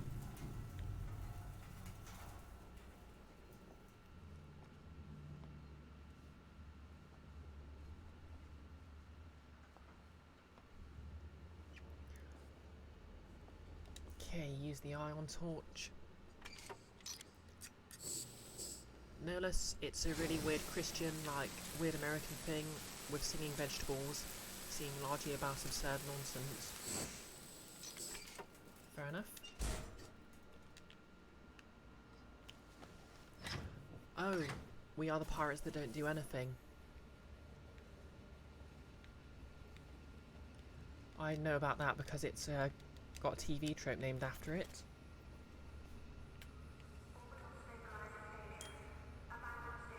This is Dallas. I'm about to broadcast the Nostromo report packet back to the Sol system before we hit the pods. Nearest open relay station looks to be Sevastopol. All things being well, you'll hear from us once we reach the edge of Sol. Don't miss us too much. Dallas out. Gasp, it's the guy from the original movie. I suppose it's kind of neat that they hid these things so you'd find them when the original, after you've sort of backtracked. I mean, it's not really backtracking, but...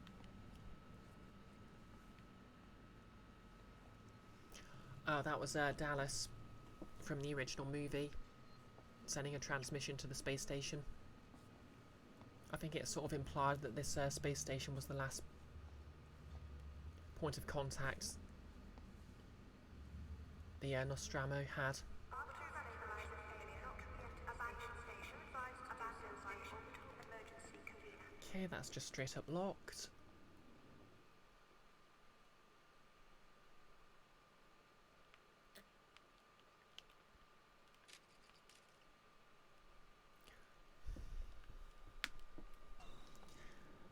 Yeah. I think this game's sort of nice in a way because it sort of gives what is that? No stick figures sign.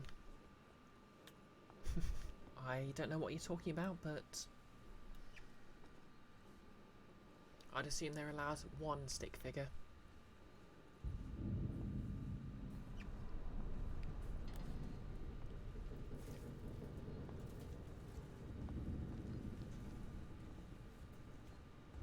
I think that's the Iron Torch logo. Yes.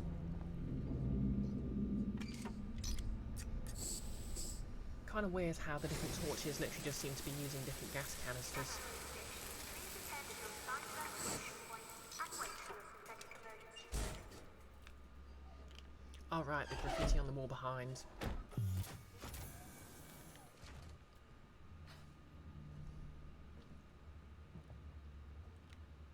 Oh. It's been a while since I crafted anything, isn't it?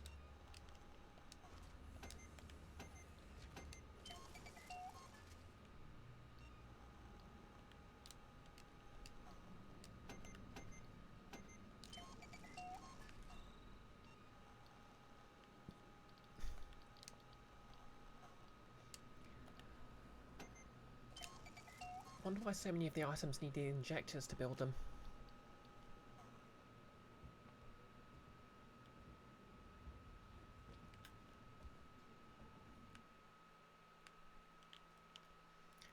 To station maintenance tow platform.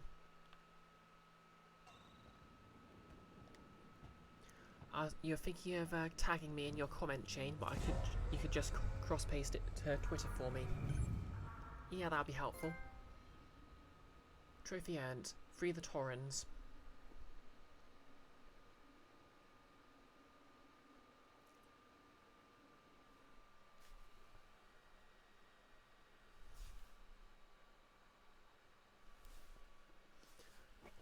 You'll do that after this. Appreciate it. Well, looks like this is getting near the end of the game, but I might finish after 2 hours just because things are getting very busy at work and I've got a shift tomorrow. And I did actually make some mistakes last week on my first ever... Shut up now.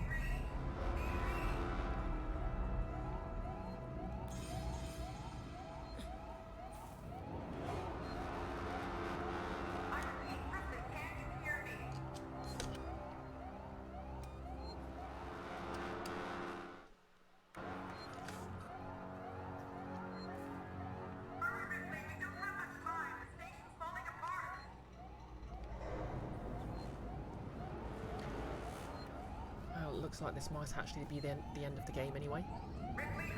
Verlaine, can you hear me? Are you close enough for radio contact? I'm here! Ripley, thank God, I hear you. I need you to extend the dog cradle clamps quickly. There are 2. Should be close by.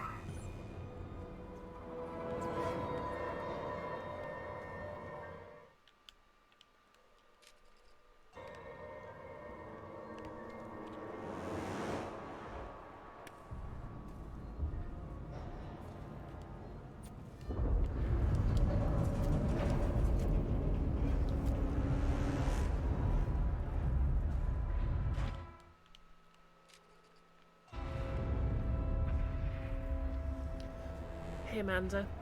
Killer Billie Eilish look. Oh, thanks. Well, Amanda has just redeemed any objections, Lady Mode. So for now, the next 10 minutes of gameplay, so that will be when the stream hits 55 minutes. I'll have to ask permission to use anything. Isn't that lovely?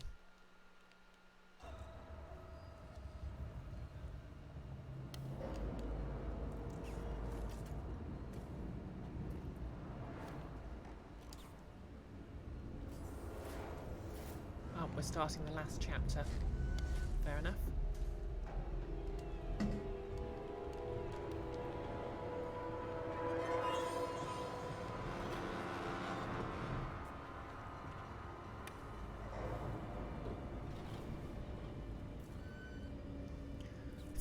Thanks for the quotes. I am a strong, independent woman who don't need no chat to tell her what to do. Oh, thanks, Amanda. I'll take the compliment because I'm having some self-esteem issues right now. Okay, restore power.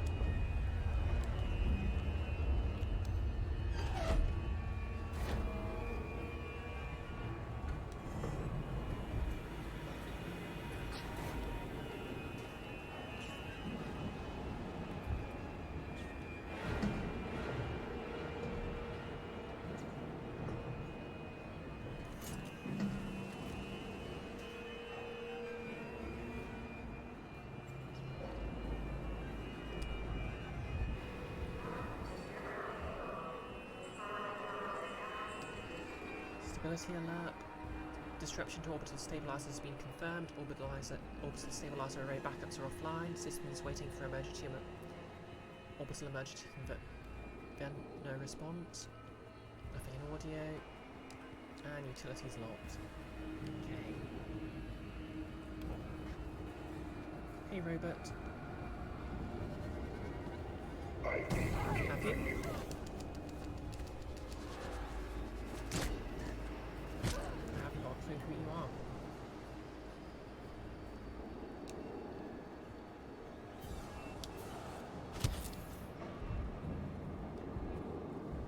It's a Final Symbols game next with the Axe tune. Fair enough.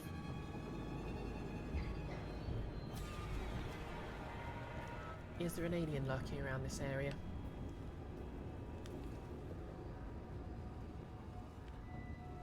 Because I think this would go a lot quicker if I could stand up.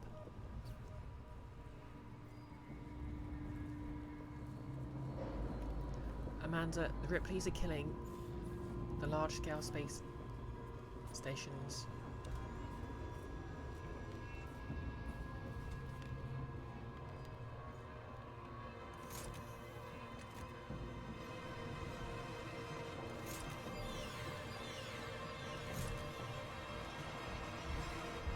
Why can't I stand up? I choose not to stand up because I am a fraidy cat.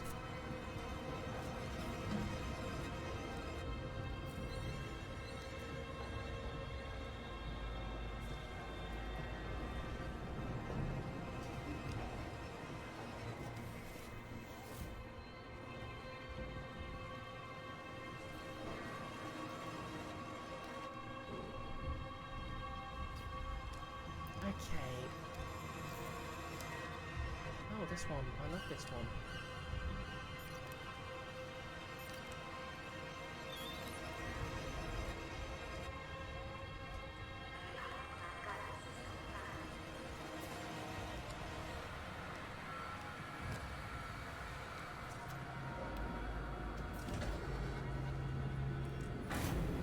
Thank you for the quote. No less. This would go a lot quicker if I could stand up. Oh, thanks for the hydrate and posture checks, Amanda. To be fair, you go through Skyrim dungeons like this with most of your characters. Yeah, there's no coincidence. My D&D character is basically a stealth archer.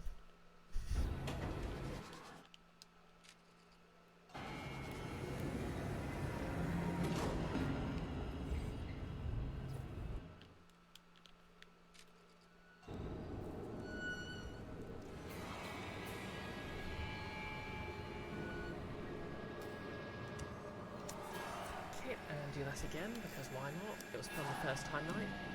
Whoop.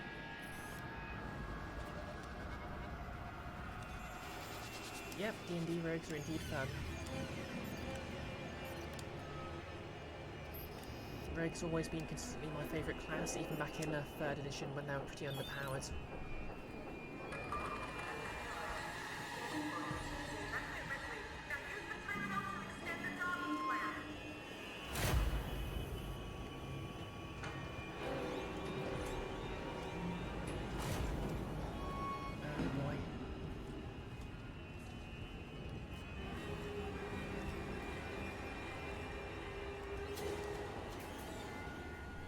Where am I going?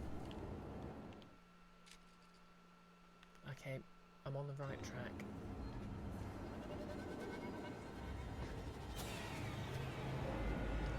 You had a 3.5 rogue that went, you think, from 5th level all the way up to 25. Oh yeah, I forgot that epic levels were a thing in 2.5e. I mean 3.5e. Where is it?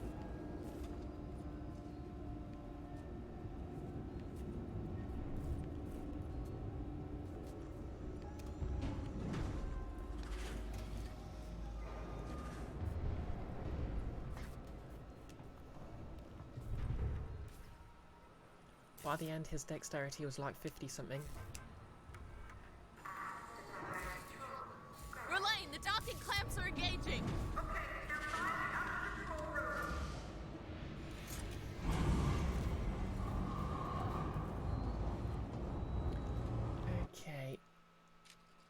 control room.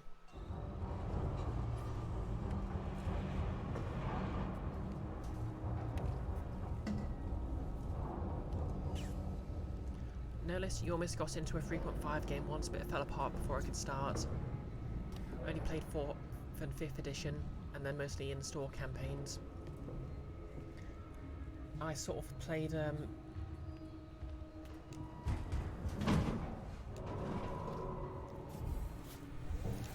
3.5 was my introduction, although I did have the books from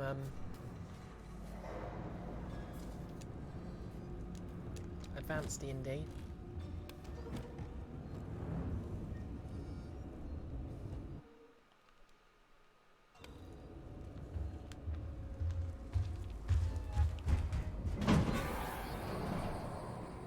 Jesus. Yeah, I did have the books from Advanced D&D, but I never played a game until 3.5 edition.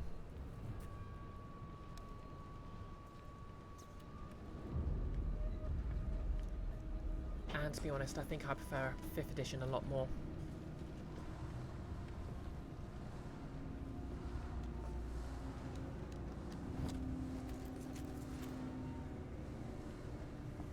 Used to have a bunch of 3.5 PDFs from the guy who'd have been your first DM. Ah.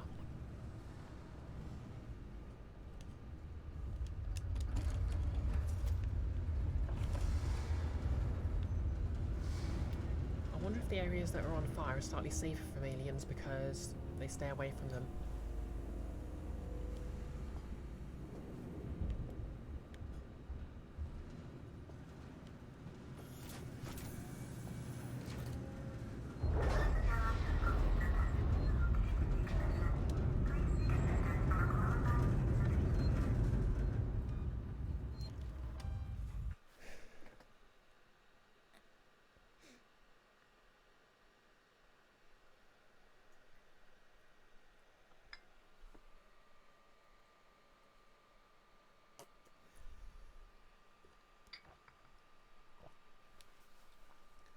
Gorilla. To miss out on 3.5 and then to be landed with 4th. Yeah, I basically skipped 4th edition. I mean, to be fair, Pathfinder showed me why a lot of my nostalgia for 3rd edition was nostalgia, but, you know. Verlaine, there is no personnel umbilical. It's long gone. What? Wait, I think I can use the maintenance rig instead. If I can find an EVA suit, I can still get to you. An EVA suit, eh? This better work. Didn't know they just made the suits out of foam.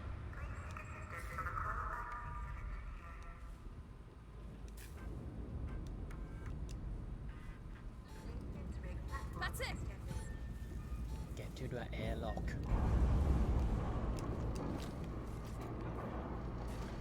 Okay, which way am I going?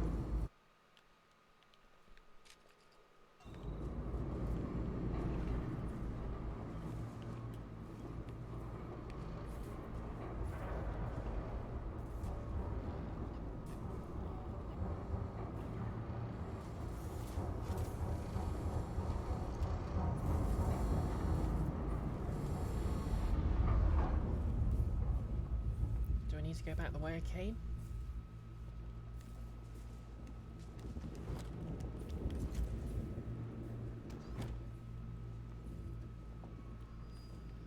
Yep, Pathfinder 1E is basically the spiritual successor to 3.5e. I know there's mixed opinions of it, but I recently got into Pathfinder 2e, and in a lot of ways I do like it more than 5th edition D&D, but there's a few things I'm not that keen on. For example, the fact you need an encyclopedic knowledge of feats to level up your character efficiently, which was fine for me in 3.5 edition because I basically read the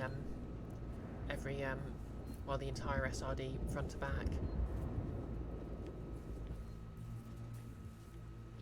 But that was a bit hard for me with Pathfinder, so I'm struggling a bit there.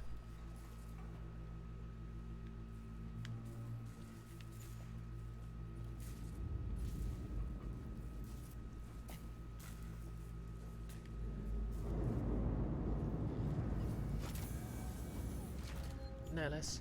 To be honest, you hated 4th edition while you were playing it because it felt way different from the way the game had been advertised. But knowing a bit more about isn't TTRPGs, you thought 4th edition was the only edition that was really accepted for what D&D is. Oh bloody heck! I can't believe I just unironically said, oh bloody heck.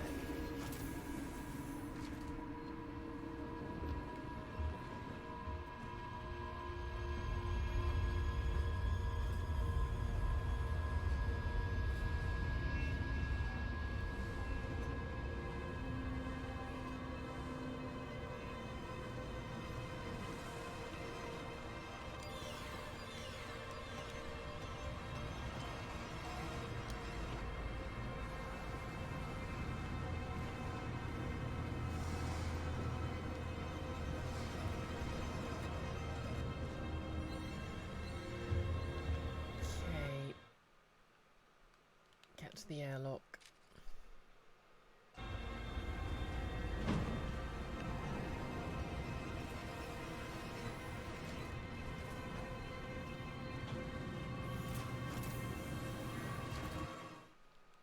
Alright, the airlock was where I was before. Okay.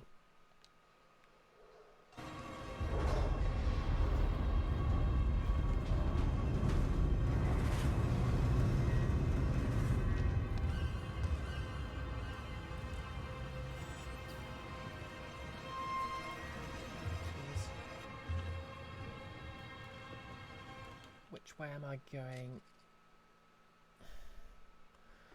Up the stairs. Opposite me.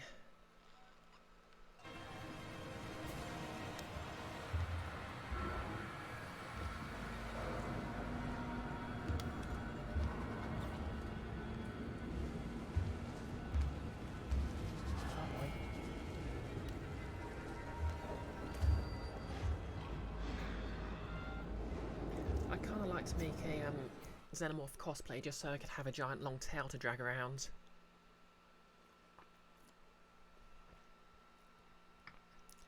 No less, i.e. a war game with optional but unfacilitated RP elements that claims to be the best at something he has no interest in doing, because its name recognition verges on Monopoly. See, that works very well because you can say both Monopoly in the sense of an actual Monopoly and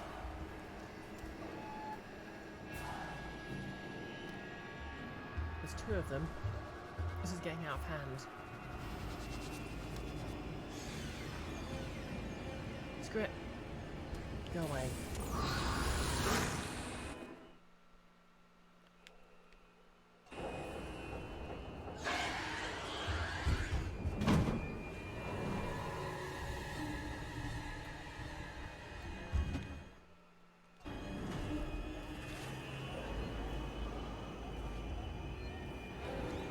Yeah, the head would be very heavy regardless of what I made it out of.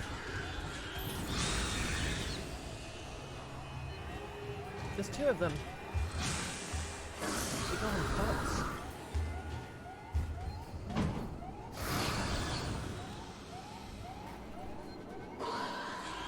Let's have the go.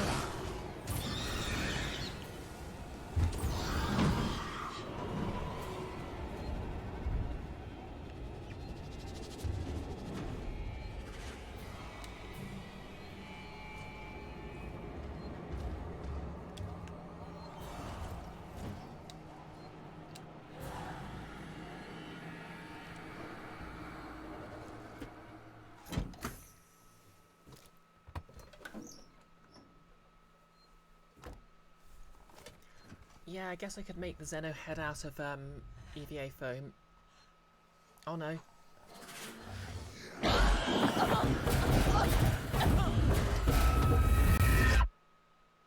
And it might end up being quite lightweight, but it would be quite hard to do.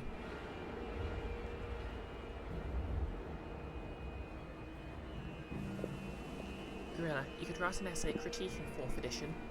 It had its good points, it tried new things, but there was also a lot wrong with it. Oh no.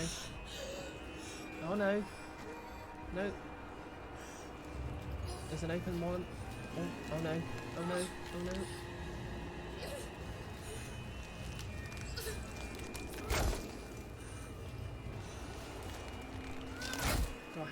around with me.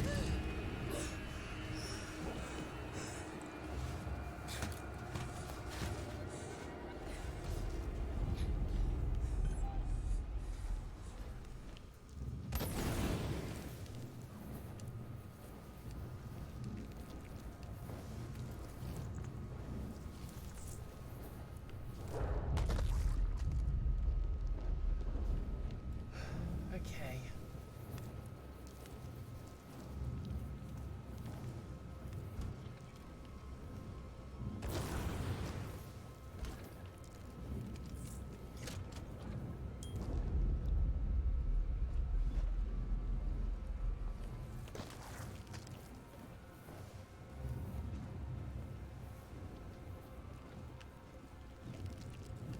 Flame for a fuel, thank you.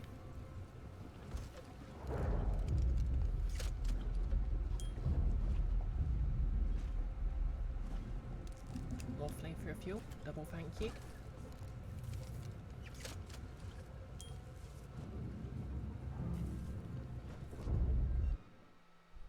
No less, a couple of the things you liked 5e for were less boring variations on the idea brought in from 4th edition. Yeah, 4th edition did have some good ideas. Like, I know my DM for my stream game, so yeah, Nick, he's reused the chase rules because they work pretty well. Gorilla, the power system could have been good if there had been greater variety in choice, and the powers were simpler to run.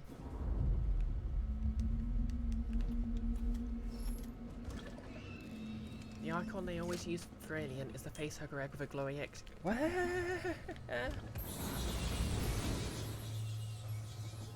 With a glowing X shape on the bottom, even though that's on the top of it. This is true.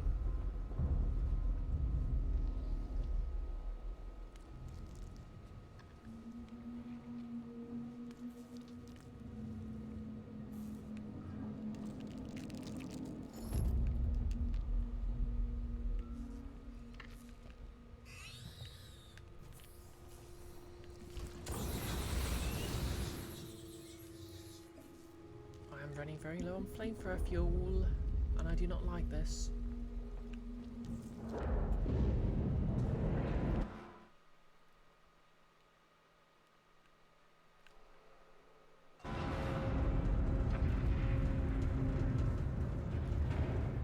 I mean,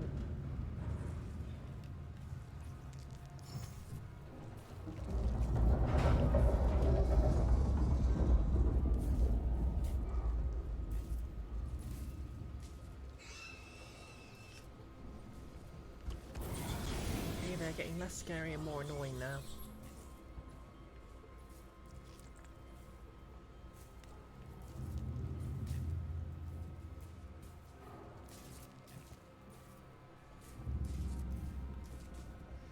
One of the critical flaws was it's supposed to be released with a program that would have done all the maths for you, but that never happened. Oh yeah, I heard that. Like a sort of virtual DM screen.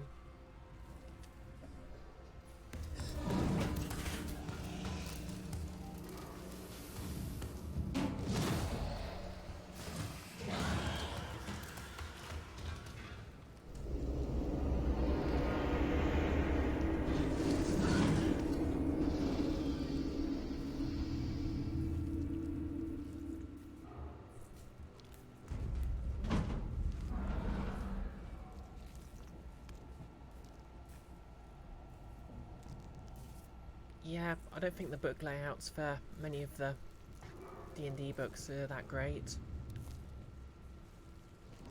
So I've been thinking, if there's a load of eggs here, what's been laying them? Are we about to run into an alien queen?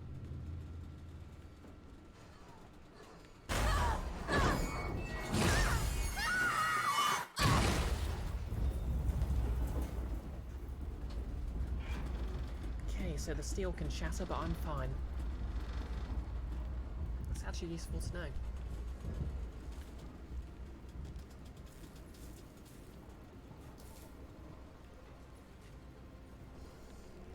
Ouchies. Can't I rescue this this poor guitar.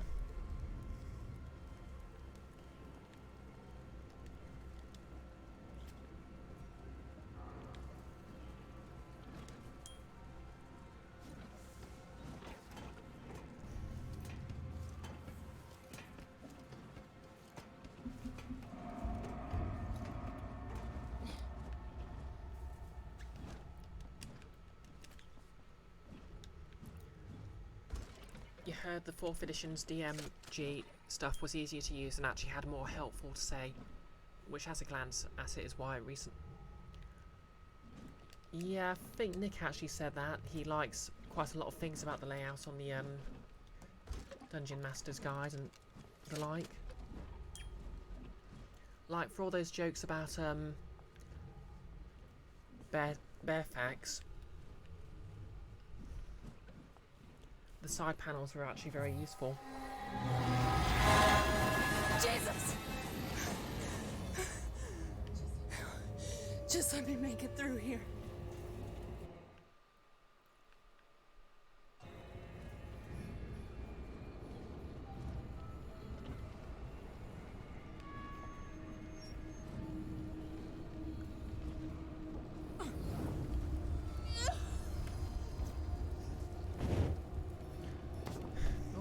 To have burst into flame there. No biggie, apparently. Yep, Amanda is correct. Amanda's as strong as than steel. You like roll 20? Yeah, roll 20 works pretty well.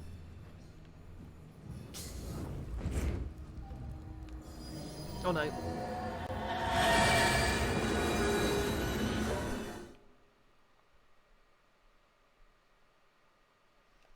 Yeah, that has to be a lot of toxic stuff in the air. I hope that gives me a checkpoint of some sort. Okay, give me a checkpoint when I drops down. Fair enough. Jesus! Oh, I should make sure I collect all that fuel. Just let me make it through here. Do I already have the fuel?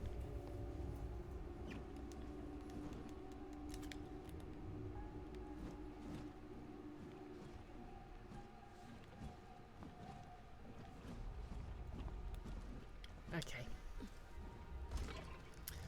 Yep, sometimes the light at the end of the tunnel is an oncoming train.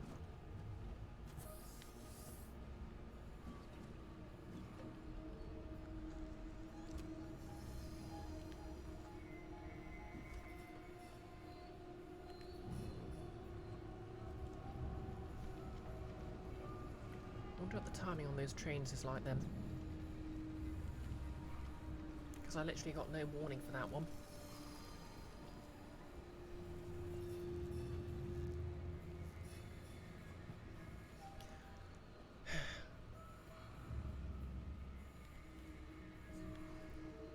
Like, I know this is the ending sequence, but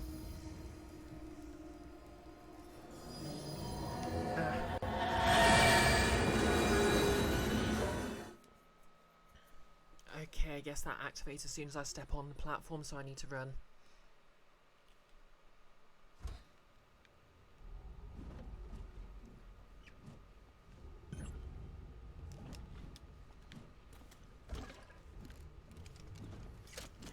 Yeah, I can probably run.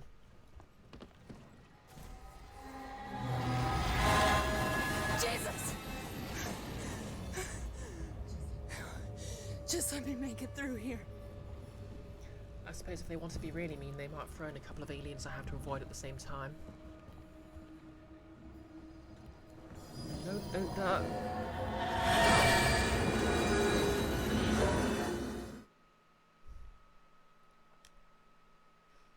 No illegal immigrants here. I mean, I think as far as Wayland and Utah is concerned, everyone's a trespasser now.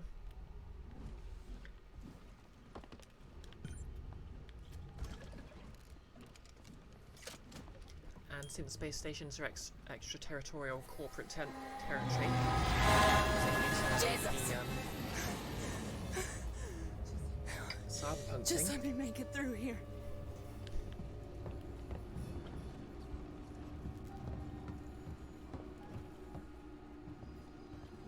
Okay, let's try ducking. Yep.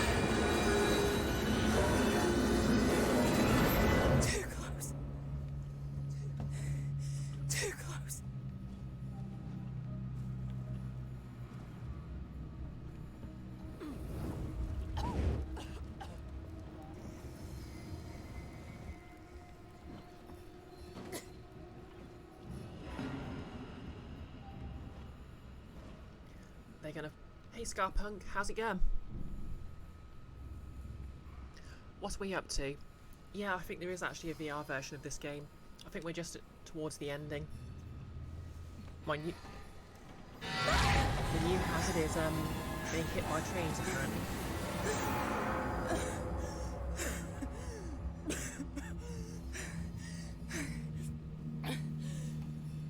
It sort of wants to be a scripted sequence, but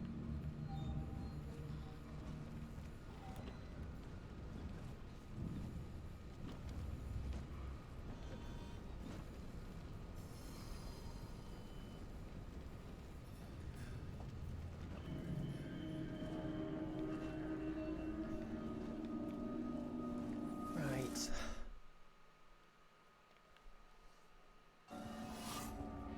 Okay, there's alien eggs in there, I'm not going.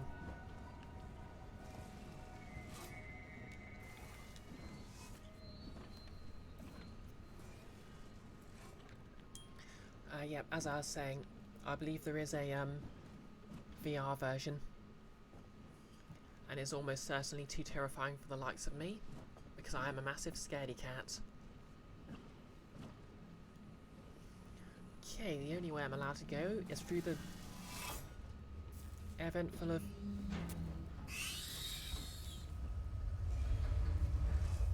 nasty squelching monsters want to violate me.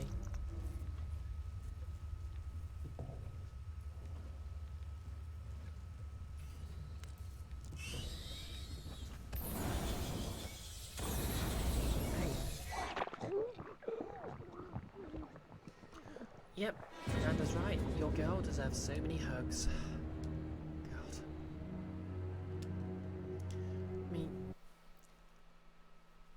I mean, canonically, her mum was basically a nervous wreck by the start of the second movie, so can you imagine what she's going through right now?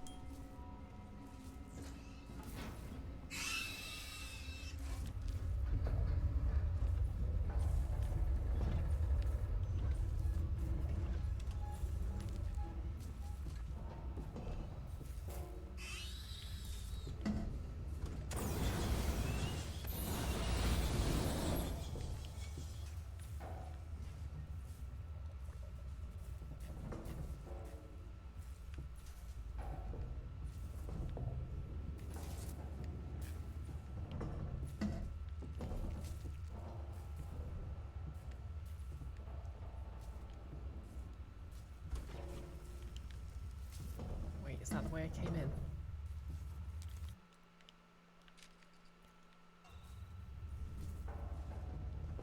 Ah, welcome back, Nolus. You've not missed much, just me dying to face huggers a lot.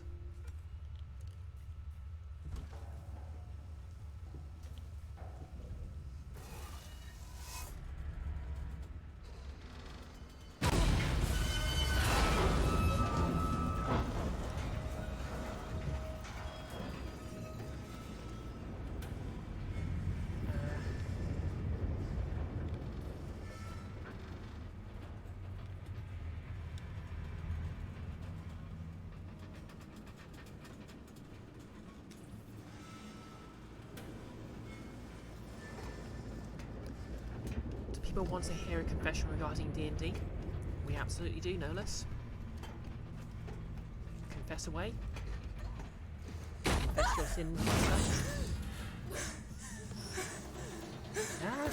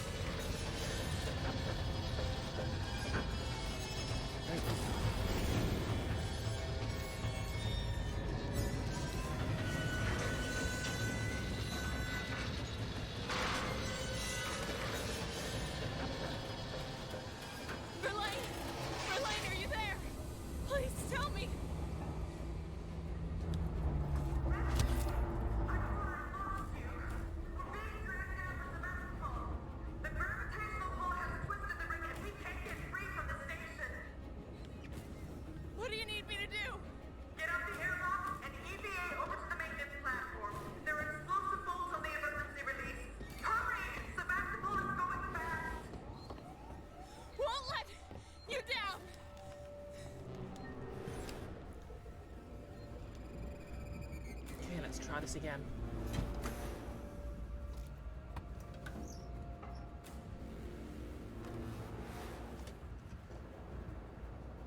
Swear to goodness if I get another alien.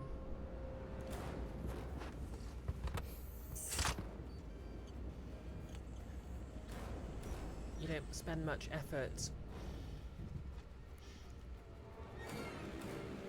on much lately, least of all really zero on anything constructive, but you're a bit sunk cost into the descent into Avernurus. The last campaign you ran, which fell apart before you got to use a bunch of stuff. Confession 1 out of 3.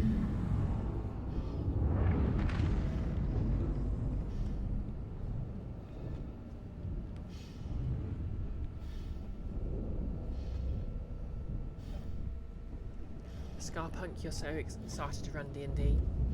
Yep, and I'm excited to play.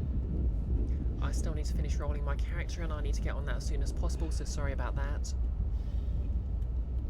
I'm just really burnt out from work. Oh good, I'm good. Well, I'm not good, I'm probably certainly going to be a chaotic neutral. Oh, you're still world building, excellent. Sure is a good thing that there aren't any xenomorphs on the outside of the space station right now.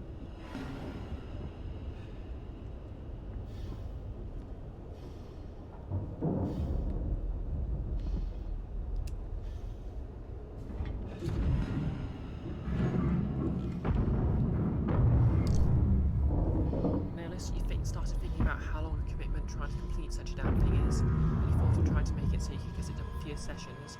Getting enough done in sessions, stopping the little things being a problem of yours.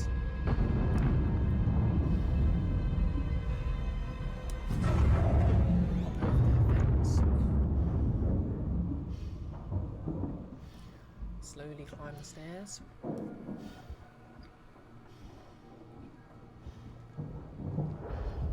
So you started trying to hack together a simplification of 5th edition into, well, it's PBT, Powered by the Apocalypse alike. Fair enough. Why not just play as in Powered by the Apocalypse then?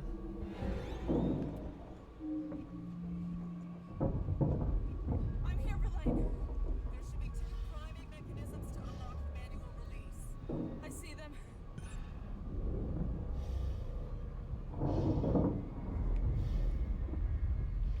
So what am I doing?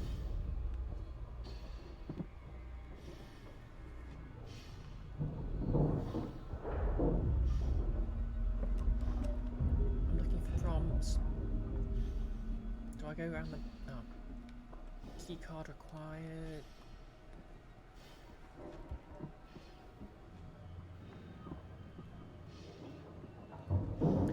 You're cheap and there are multiple D&D, but make it Powered by the Apocalypse games to choose from and you don't conveniently own any.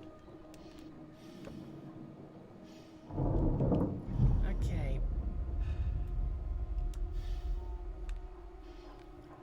So you have to take the key card from there and then you have to use it in the other terminal. That makes perfect sense. Oh, fruit itch bundles, fair enough.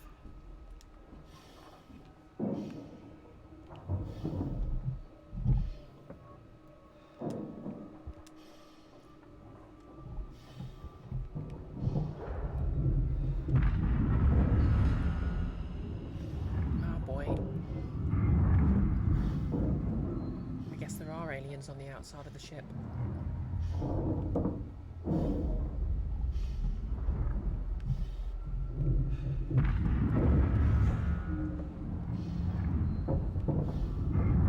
Load the emergency release bolts. Are you still there?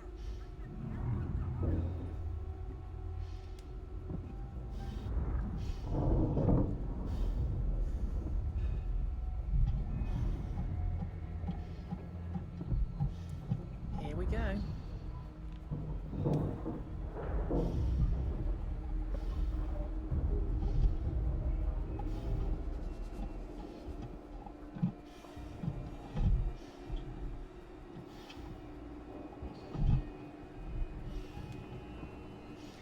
something bad's going to happen on the last one, I guess.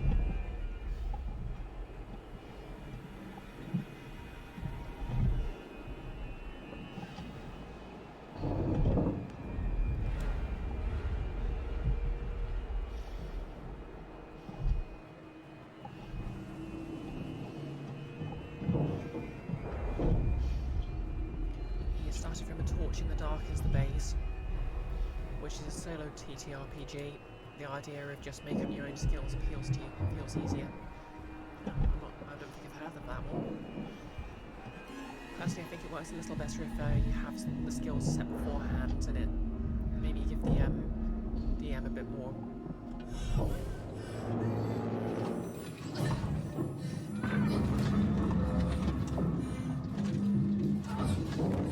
Choice in how to interpret them.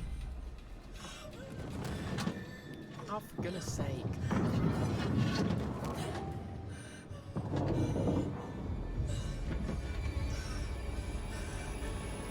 Oh, hey there.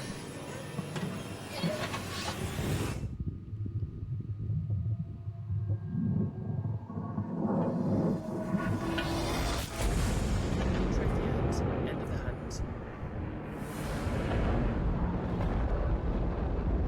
To be sure, you need examples to work with and a handle on how vague to make them, but you think it can work. Fair enough. Let's just enjoy this ending cutscene.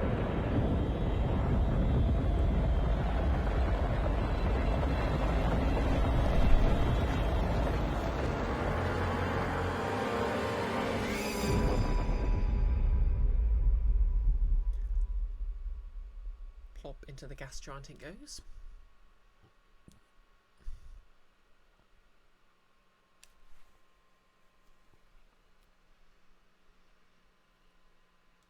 But does Ripley live?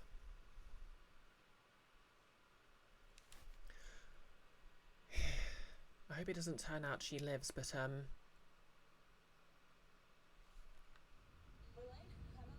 Verlaine, I'm on my way up to the bridge.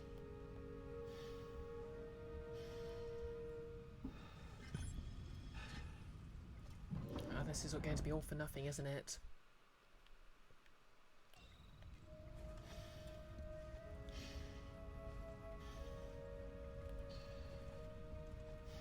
Must be a genetic thing for Ripley's destroying expensive and destroying enormous and expensive ships.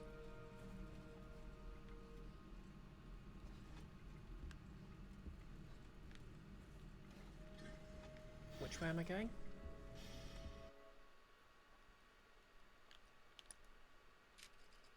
Okay, this way. Verlaine? Oh no.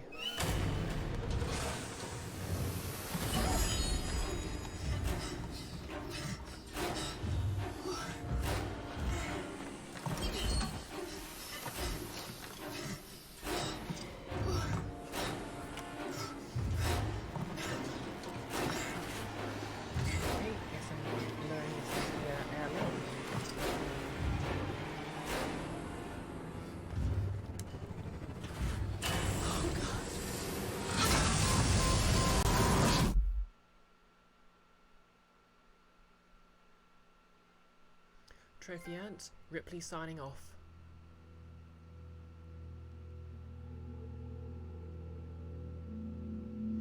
Was that the actual ending?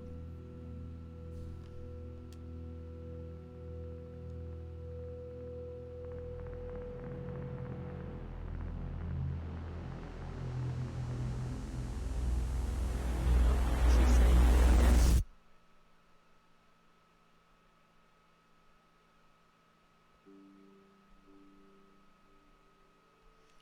Dedicated to the memory of our friend and colleague, Simon Franco, 1978 to 2014. Aww.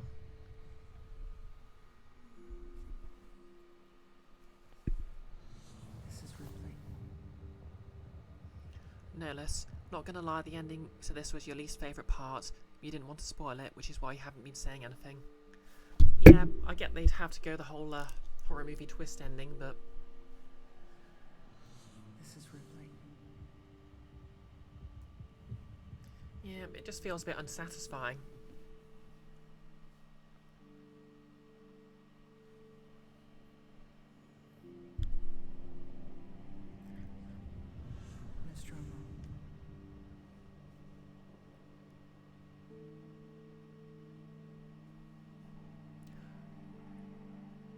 I want to hear how weird you have combat right now, or even less popular ideas you're having. Yeah, go ahead.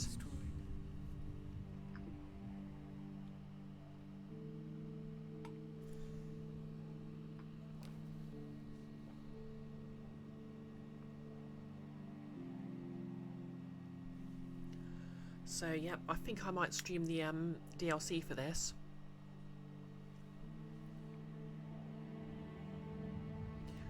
Yeah, share whatever you want. It's a free chat.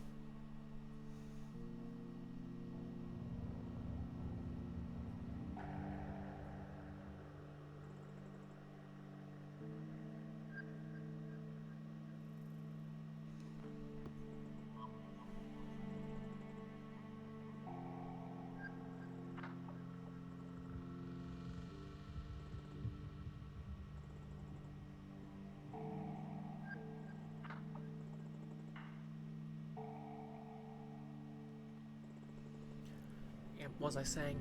I think I'll probably stream the DLC for this, but I'll check how much it is first, because, I mean, if it costs the same as the entire game again, I'm not going to bother.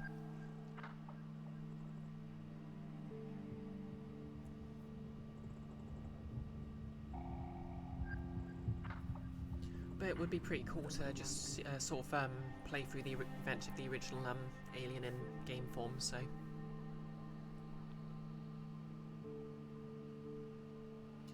Yep, I did it, Scarpunk Elf.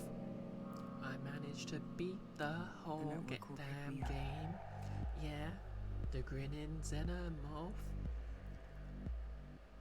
I picked up that fire from the wall.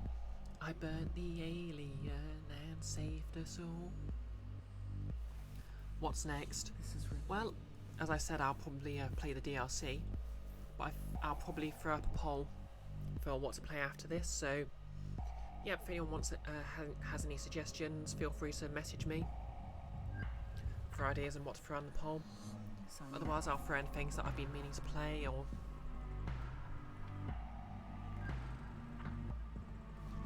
Okay, so main cast, Amanda Ripley's motion capture was Kezia Burrows, and her voice was Andrea Deck. Neat. Scarpunk, Disney Extreme Skate Adventure for the PS2. No less, Blade in the Dark is a D6, so 1 to 3 fail, you don't hit the enemy damages you. 4 to 5 partial success, 6 is success. Yeah, the idea of Blades in the Dark is every time you roll, you oh, they did get the original cast back for their characters from Alien.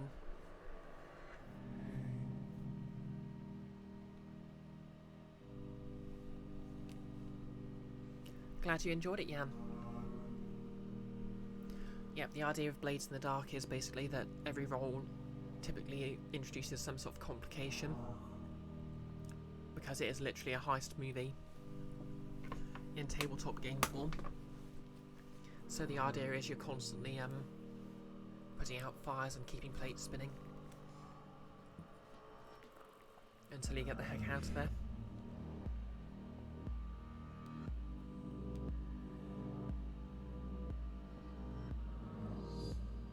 Okay, so you've got the same 6 stats, but when the enemy damages you, you lose HP, but HP is an HP. When damaged, you roll as many d6 as you have HP left, up to 66, and that determines whether you take harm or not, with harm working like Blades in the Dark, which for those who don't know is, basically has different levels. If you fill up a, from 1 to 3, with 4th level being death. So if you have 0 HP, all that means is you roll 2d6 and take the lowest. Okay. Presumably then more harm means fewer HP. Or would harm involve a reduction to the maximum HP? Signing off. I think Blades in the Dark basically works is harm is basically mechanically defined story-based injuries. Halo Infinite Multiplayer 2021 with your cool DM friend Scarpunk elf could be fun to play on stream. Mixed brioche. I prefer Miss if that's okay. Well, my mum was always nagging me to go by Ms, but I think I prefer Miss.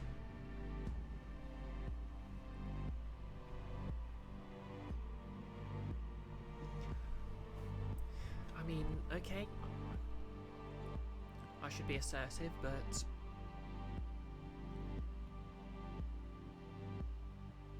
no less. You can have up to 3 level 1 harm, cosmetic, up to 2 level 2 harm, debuff on appropriate rolls, and 1 level 3 harm, handicapped and dying, but unlike 5e can still act at risk of dying faster.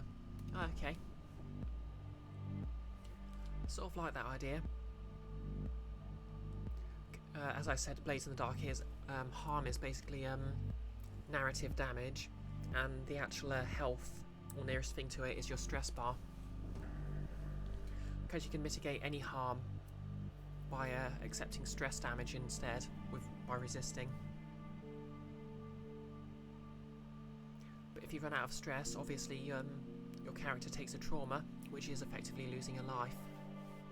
Because if a character accumulates 4 traumas, 5 if the gang playbook has a certain ability, they're out of the game and you have to roll a new one.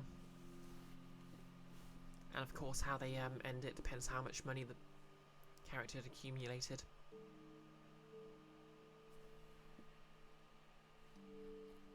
Which personally I think is a neat idea, because it sort of solves the issue of being flushed with cash by having savings basically be the sort of player end goal.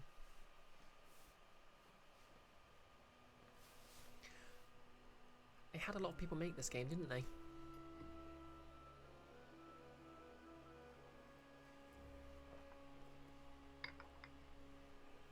Don't know, actually, I might, because it's actually quite close to the anniversary of when I first streamed, so I might do a Super Metroid stream or something, because I've never actually done a full playthrough of Super Metroid.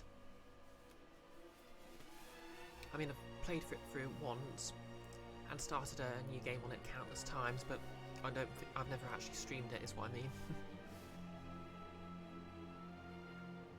And you know, I really do need an excuse to wear that Zero suit again.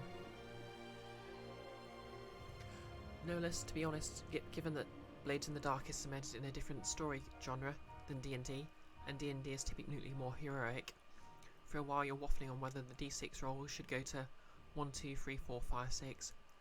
Just stealing Blades in the Dark roll is easier for you to remember though, because you watched the Outside Xbox playthrough of it. Yeah, that's fair. To be fair, Blades in the Dark's rulebook does basically say it's up to you what the tone of the game is like.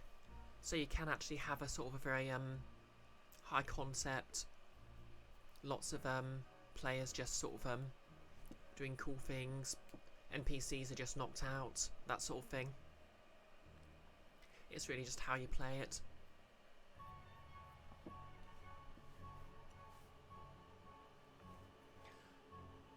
Production babies. That's a lot of names.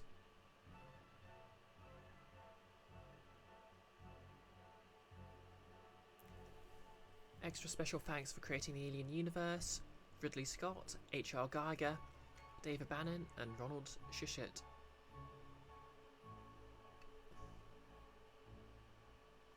Which is also how you tell a clown to be quiet.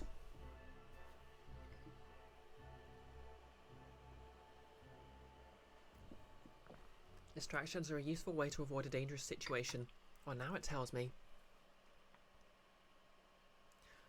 Extra special thanks for logging into Twitch after the game is over, Douglas Quaid. Oh, sorry you got here late.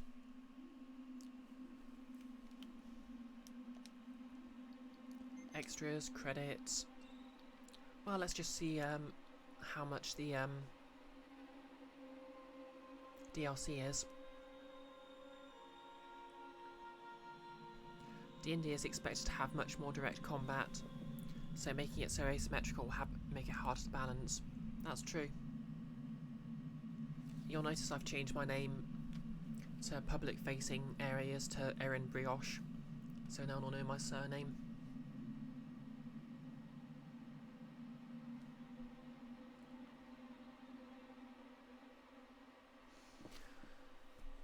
Well, this is certainly taking its sweet time.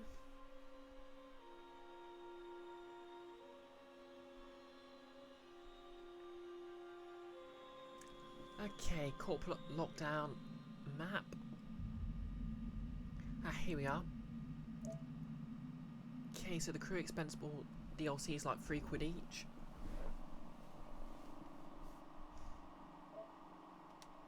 Let's take a look at what this map is. I don't think it's a multiplayer, is there?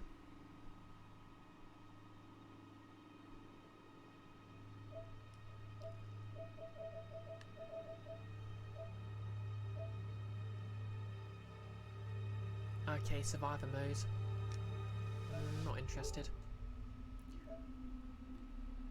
So yep, I guess I'll be back on Wednesday playing the DLC. So you can look forward to that.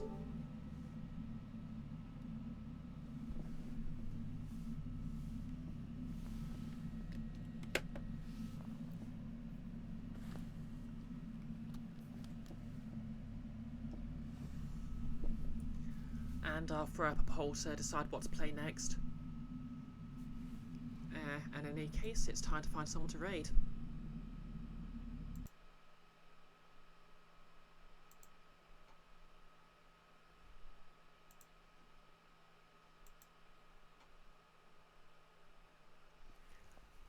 Oh, and glad you could make it, Douglas.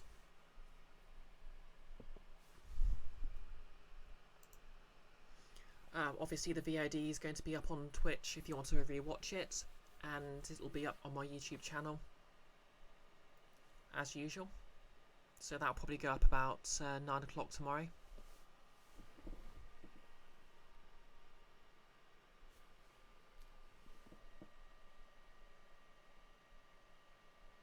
Nearly all the class features and advancements you've made no less than just combat.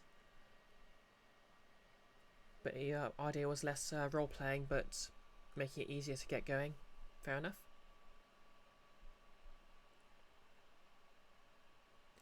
Yep, I hope you have a good day too, Douglas. Who is online?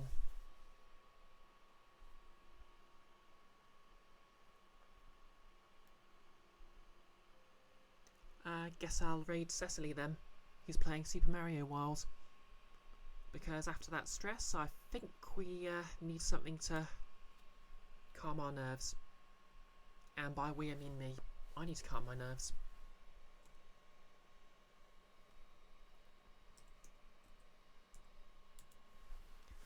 So yep, I'll be back on Wednesday with and I'll be playing through the DLC. I'll try and have a poll up, if not tonight, tomorrow, on what to play next. Although I might make an executive decision and throw up something Metroid related as an anniversary stream of sorts.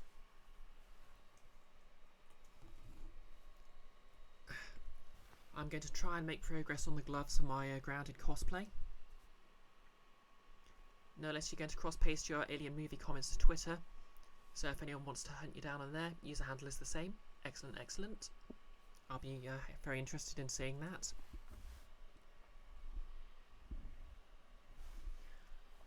But yep, same as always, keep an eye on Twitter for my cosplay stuff.